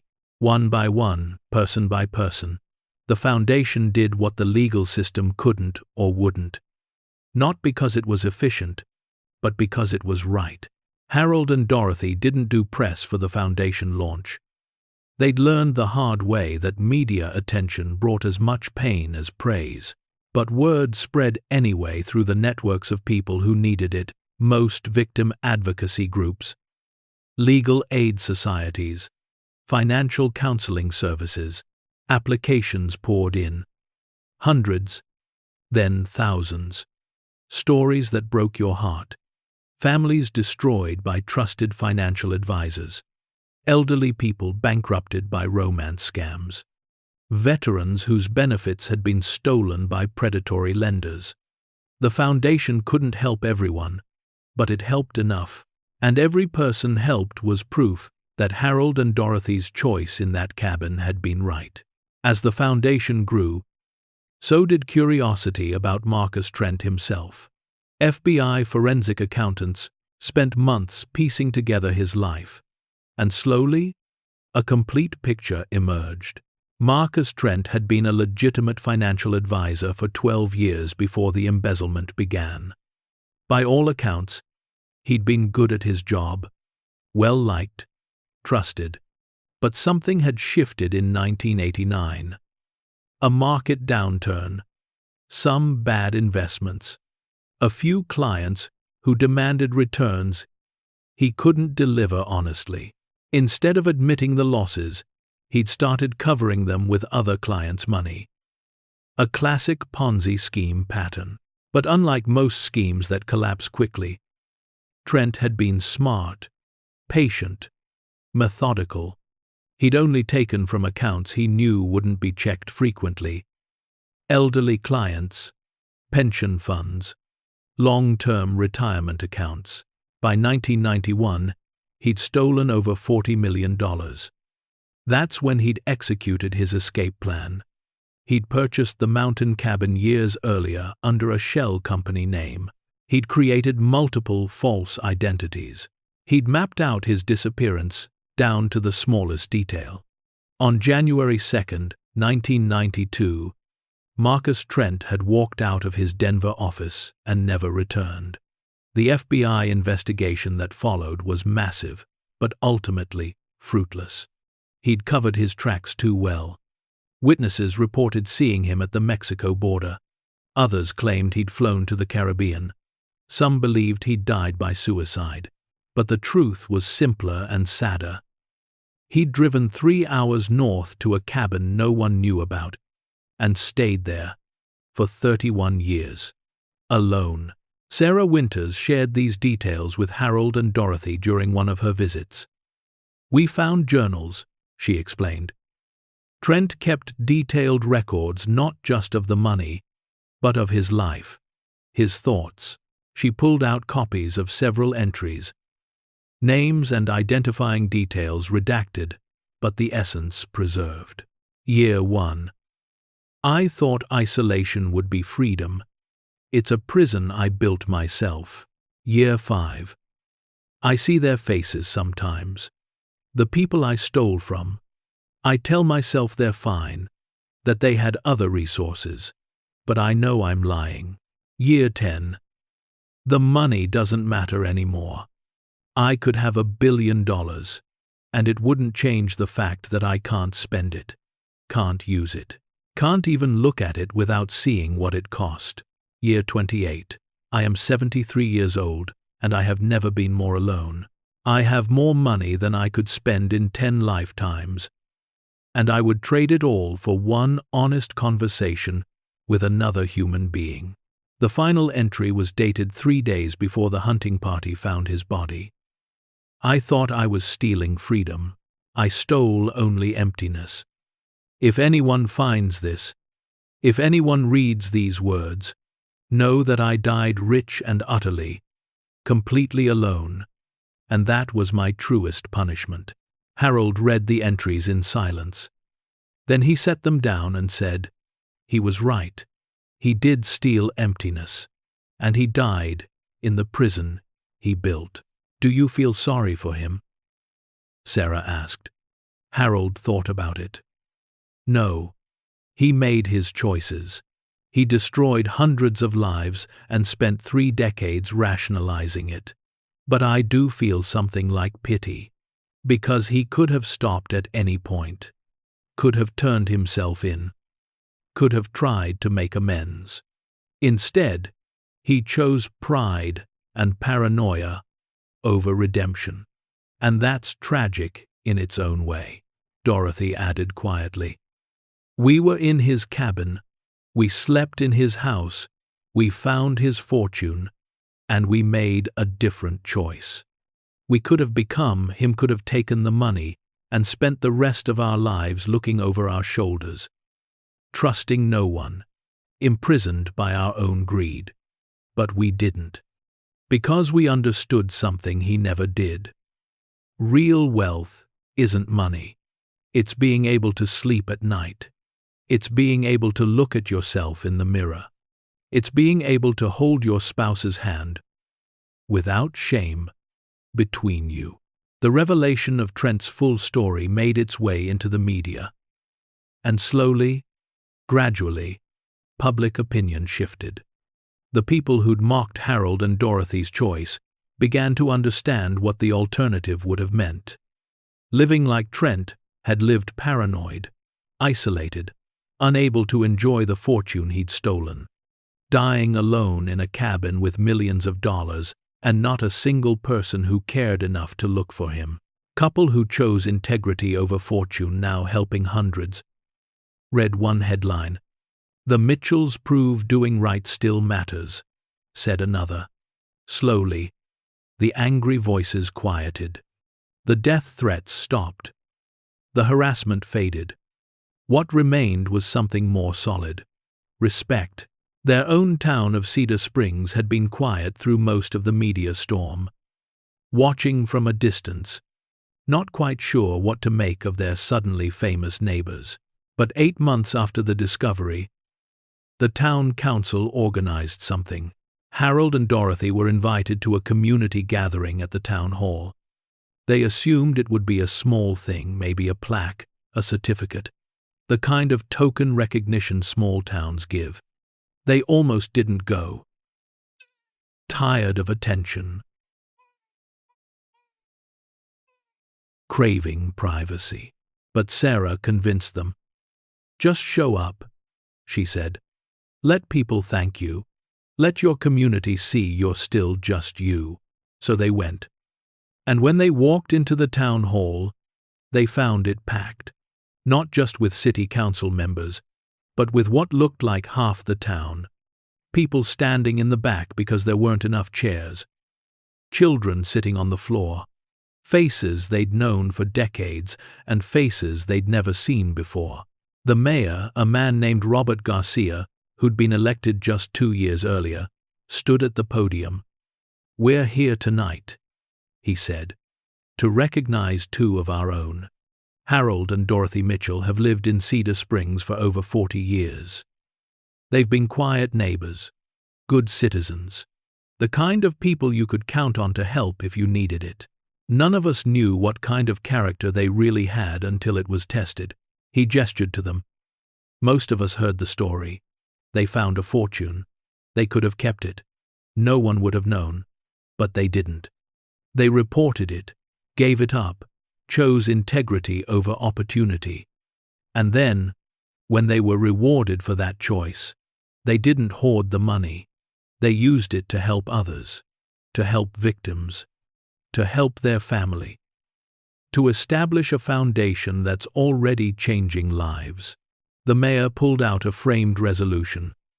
"Tonight, Cedar Springs officially recognizes Harold and Dorothy Mitchell for demonstrating the highest standards of ethical conduct and community service, for showing our young people what real character looks like, for making our entire town proud to call them neighbors."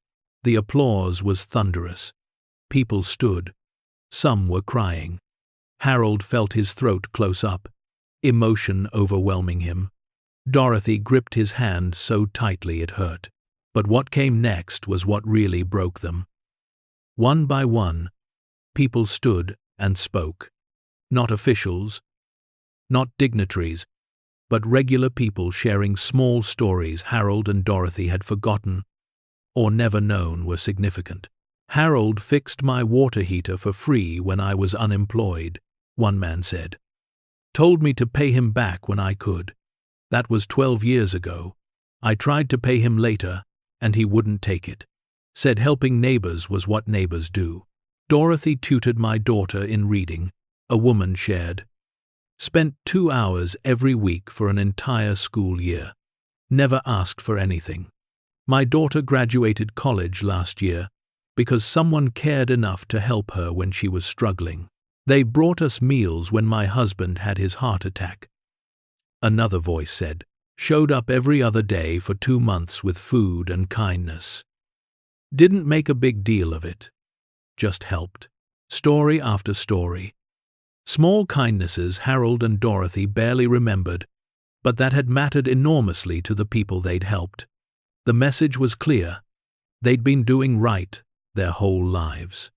The cabin had just been the biggest, most public example of who they'd always been. After the formal ceremony ended, people lined up to shake their hands, to say thank you, to tell them what their example meant. It took 2 hours before everyone had a chance to speak, and by the end, Harold and Dorothy were exhausted but fuller than they'd felt in months. Driving home in their old Subaru, they still hadn't replaced it, Dorothy said. That was overwhelming. "Good overwhelming," Harold said. "The best overwhelming," she agreed. "Did you know we'd touched that many lives?" "I knew we'd tried," Harold said. "I didn't know it had mattered so much." "Everything matters," Dorothy said quietly. "Every choice, every small kindness, every moment we choose to do right, even when doing wrong would be easier. It all matters." A year after finding the cabin, Harold and Dorothy attended the final restitution ceremony. The FBI had successfully located and compensated 412 of the 473 victims listed in Trent's ledgers. 61 victims had passed away with no traceable heirs. The money allocated for them was redirected to a general victim compensation fund. Sarah Winters stood at a podium in a Denver hotel conference room, speaking to a crowd of people who'd waited over 3 decades for justice. Today marks the official closure of the Marcus Trent embezzlement case. Thanks to evidence discovered by Harold and Dorothy Mitchell, We've been able to return over $298 million to victims and their families. This includes the original $267 million in cash, plus proceeds from liquidating Trent's other assets, properties, offshore accounts, and investments. She paused, looking directly at Harold and Dorothy. None of this would have been possible without two people who chose integrity over opportunity, who found a fortune and gave it back, who reminded all of us that doing right still matters, still has value. The room erupted in applause. Harold and Dorothy stood, uncomfortable with the attention but understanding its importance. These people needed to acknowledge what had been done for them, needed to express gratitude that had been building for 30 years. Afterward, dozens of victims approached them personally. Some just wanted to shake hands. Others shared what the restitution meant: medical bills paid, homes saved, retirement secured, peace finally found. One woman, probably in her late 70s, approached with tears streaming down her face. "My husband died 2 months ago," she said. "He never knew we'd get anything back. But I used my restitution check to pay for a proper headstone. He has a beautiful grave now, with his name and dates and the words, 'Beloved husband, that's because of you. You gave me the ability to honor him properly.'" Harold couldn't speak, just pulled the woman into a gentle hug while she cried against his shoulder. Dorothy stood beside them, her own tears falling freely, understanding that this human moment of grief acknowledged and dignity restored was worth more than any amount of money. 3 years after finding the cabin, Harold and Dorothy sat in their living room on a quiet Tuesday evening. The foundation was thriving, having helped over 700 people. Their grandchildren were flourishing. Emma had graduated college debt-free and was working as an environmental scientist. Michael was in his 2nd year at trade school, studying to be an electrician. Sophie was 12 now, confident and bright, talking about maybe becoming a teacher like her grandmother. The media attention had faded. They were no longer trending topics or dinner table debates. They'd become what they'd always been: regular people who'd made an extraordinary choice and then returned to ordinary life. Except their life wasn't quite ordinary anymore. They'd kept their small house, but renovated it carefully. New roof, updated kitchen, repairs they'd been putting off for years. They'd bought a new car, nothing flashy, just reliable. They traveled occasionally, taking Sarah and the grandkids on trips they'd never been able to afford before. But mostly, they'd settled into a new rhythm of giving. The foundation was their main focus, but they also supported other causes. Quietly, the local library, the food bank, the animal shelter, scholarship funds at the high school. They didn't seek recognition, didn't want their names on buildings. Just helped where help was needed. "Do you ever wonder what would have happened if we'd kept it?" Dorothy asked suddenly. Harold looked at her, surprised by the question. "Sometimes," she admitted. "Not because I regret our choice, but because I wonder what kind of people we'd have become, whether we could have lived with ourselves, whether the money would have been worth the cost to our souls." Harold was quiet for a moment, thinking. "I don't think we could have kept it," he finally said. "Not really. Not just because it was wrong, but because it wasn't who we are. We would have cracked under the pressure. The guilt, the paranoia. We'd have become like Trent, prisoners of our own greed. Instead, we became this," Dorothy said, gesturing around their modest home, at the foundation paperwork on the coffee table, at the thank you letters that still arrived weekly in the mail. People who helped others. People who made a difference. People who can sleep at night," Harold added. "People who can look at our grandchildren And know we set an example worth following." Dorothy leaned her head on his shoulder. "We did good, didn't we?" "We did," Harold confirmed. "Not perfect, but good, and that's enough." 5 years after finding the cabin, Emma Mitchell stood at a podium at the University of Colorado, giving the commencement speech as valedictorian of her environmental science class. Her grandparents sat in the audience, beaming with pride. "When I was 19, Emma told the crowd of graduates and families, my grandparents did something extraordinary. They found a fortune, an actual fortune, hundreds of millions of dollars, and they turned it in. They chose integrity over opportunity. They chose to do right even when doing wrong would have been easier and more profitable." She paused, letting the story sink in. Everyone wanted to know why. Reporters, strangers, even some family members asked them why they didn't keep it. And my grandmother said something I'll never forget. She said, "Because we wanted to be people our grandchildren could be proud of. And you can't teach integrity by abandoning it when it gets hard." Emma's voice thickened with emotion. "Because of that choice, I'm standing here today, debt-free, with opportunities my grandparents never had. But more than that, I'm standing here as someone who watched two people prove that doing right still matters. That character isn't old-fashioned or naive. It's essential. It's everything." She looked directly at Harold and Dorothy. "Grandma, Grandpa, thank you for being exactly who you are, for showing me that real wealth isn't in bank accounts. It's in being able to look at yourself in the mirror and like who you see. It's in knowing you made the world a little bit better. It's in legacy that outlasts money." The auditorium erupted in applause. Harold reached for Dorothy's hand, both of them crying openly now, overwhelmed by the realization that their choice had rippled out in ways they'd never imagined. It wasn't just about the victims they'd helped or the foundation they'd built. It was about the example they'd set for their own family, for their community, for anyone who'd heard their story and chose to do better because of it. 7 years after finding the cabin, Harold Mitchell passed away peacefully in his sleep at the age of 80.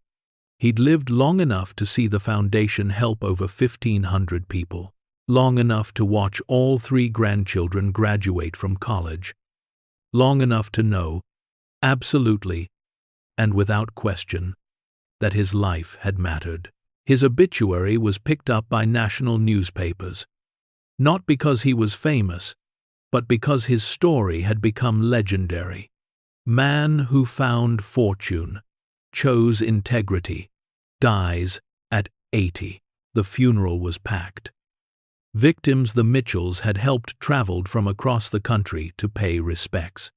Foundation board members, FBI agents who'd worked the case, town officials, neighbors, friends, and family filled the church until people were standing in the aisles. But what Dorothy remembered most was the letter that arrived a week after Harold's death. It was from a woman named Patricia, one of the original Trent victims who'd lost everything in 1991. "Dear Mrs. Mitchell," it read, "I never met your husband in person, but his choice changed my life. The restitution I received allowed me to leave an abusive situation I'd been trapped in for years because I had no money. It gave me the resources to start over. I'm 78 years old, and because of what your husband did, I finally have peace. He saved my life in more ways than one. I wanted you to know that. I wanted you to know he mattered." Dorothy read the letter at Harold's graveside. Just her and Sarah and the grandchildren. "He would have loved knowing this," she said through tears. That his choice saved someone, really, truly saved them. "It saved a lot of people," Emma said quietly, "including us. He showed us how to be good." John a 7 de Psalm. John a 7 de Psalm. Dorothy lived 4 more years, continuing Harold's work with the Foundation, writing a book about their experience that became required reading in several ethics courses at universities across the country. She passed away at 83, surrounded by family, her last words reportedly being, "Tell Harold, I'm coming. Tell him, we did good." Their obituaries ran together in a special feature in the Denver Post. The couple who chose integrity. The Harold and Dorothy Mitchell legacy.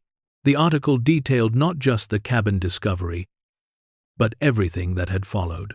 The Foundation had helped over 2,300 people by the time Dorothy passed. The Mitchell grandchildren had established scholarship funds in their grandparents' names. Victims of the original Trent embezzlement had formed an advocacy group that lobbied for stronger protections for elderly investors. But the real legacy wasn't measurable in numbers. It was in the thousands of people who'd heard the Mitchell story and made different choices because of it. People who'd found wallets and returned them. People who'd discovered errors in their favor and reported them. People who'd had opportunities to cheat, steal, or take shortcuts, and chose the harder right over the easier wrong. Because Harold and Dorothy Mitchell had proven something the world desperately needed to see. That integrity wasn't naive or outdated. That doing right, even when it hurt, even when it cost, even when no one would ever know, was still possible, still valuable, still the foundation of a life well lived. 10 years after the cabin discovery, the Mitchell-Trent Restitution Foundation held a memorial ceremony. Over 300 people attended, victims they'd helped, community members whose lives had been touched, students who'd studied their example, strangers who'd been inspired by their story. Emma Mitchell, now a successful environmental consultant, spoke on behalf of the family. "My grandparents weren't extraordinary people," she said. "They were ordinary people who made an extraordinary choice. They found a fortune and gave it back. They received a reward and used it to help others. They had opportunities to rest, to retire, to enjoy their wealth, and instead they worked until their final days to make the world better." She paused, looking out at the crowd. "We live in a time when people often say integrity is dead, that everyone cheats, that honesty is for suckers. My grandparents proved that's a lie. They proved that character still matters, that doing right is its own reward, even when it comes with a monetary reward too, that the true measure of wealth isn't what you have, but what you do with it." The Foundation announced that day that it was expanding its mission. In addition to helping fraud victims, it would now provide grants to young people demonstrating exceptional integrity, students who'd reported cheating even when it cost them socially, employees who'd blown the whistle on corporate wrongdoing, individuals who'd made hard ethical choices and suffered consequences for doing right.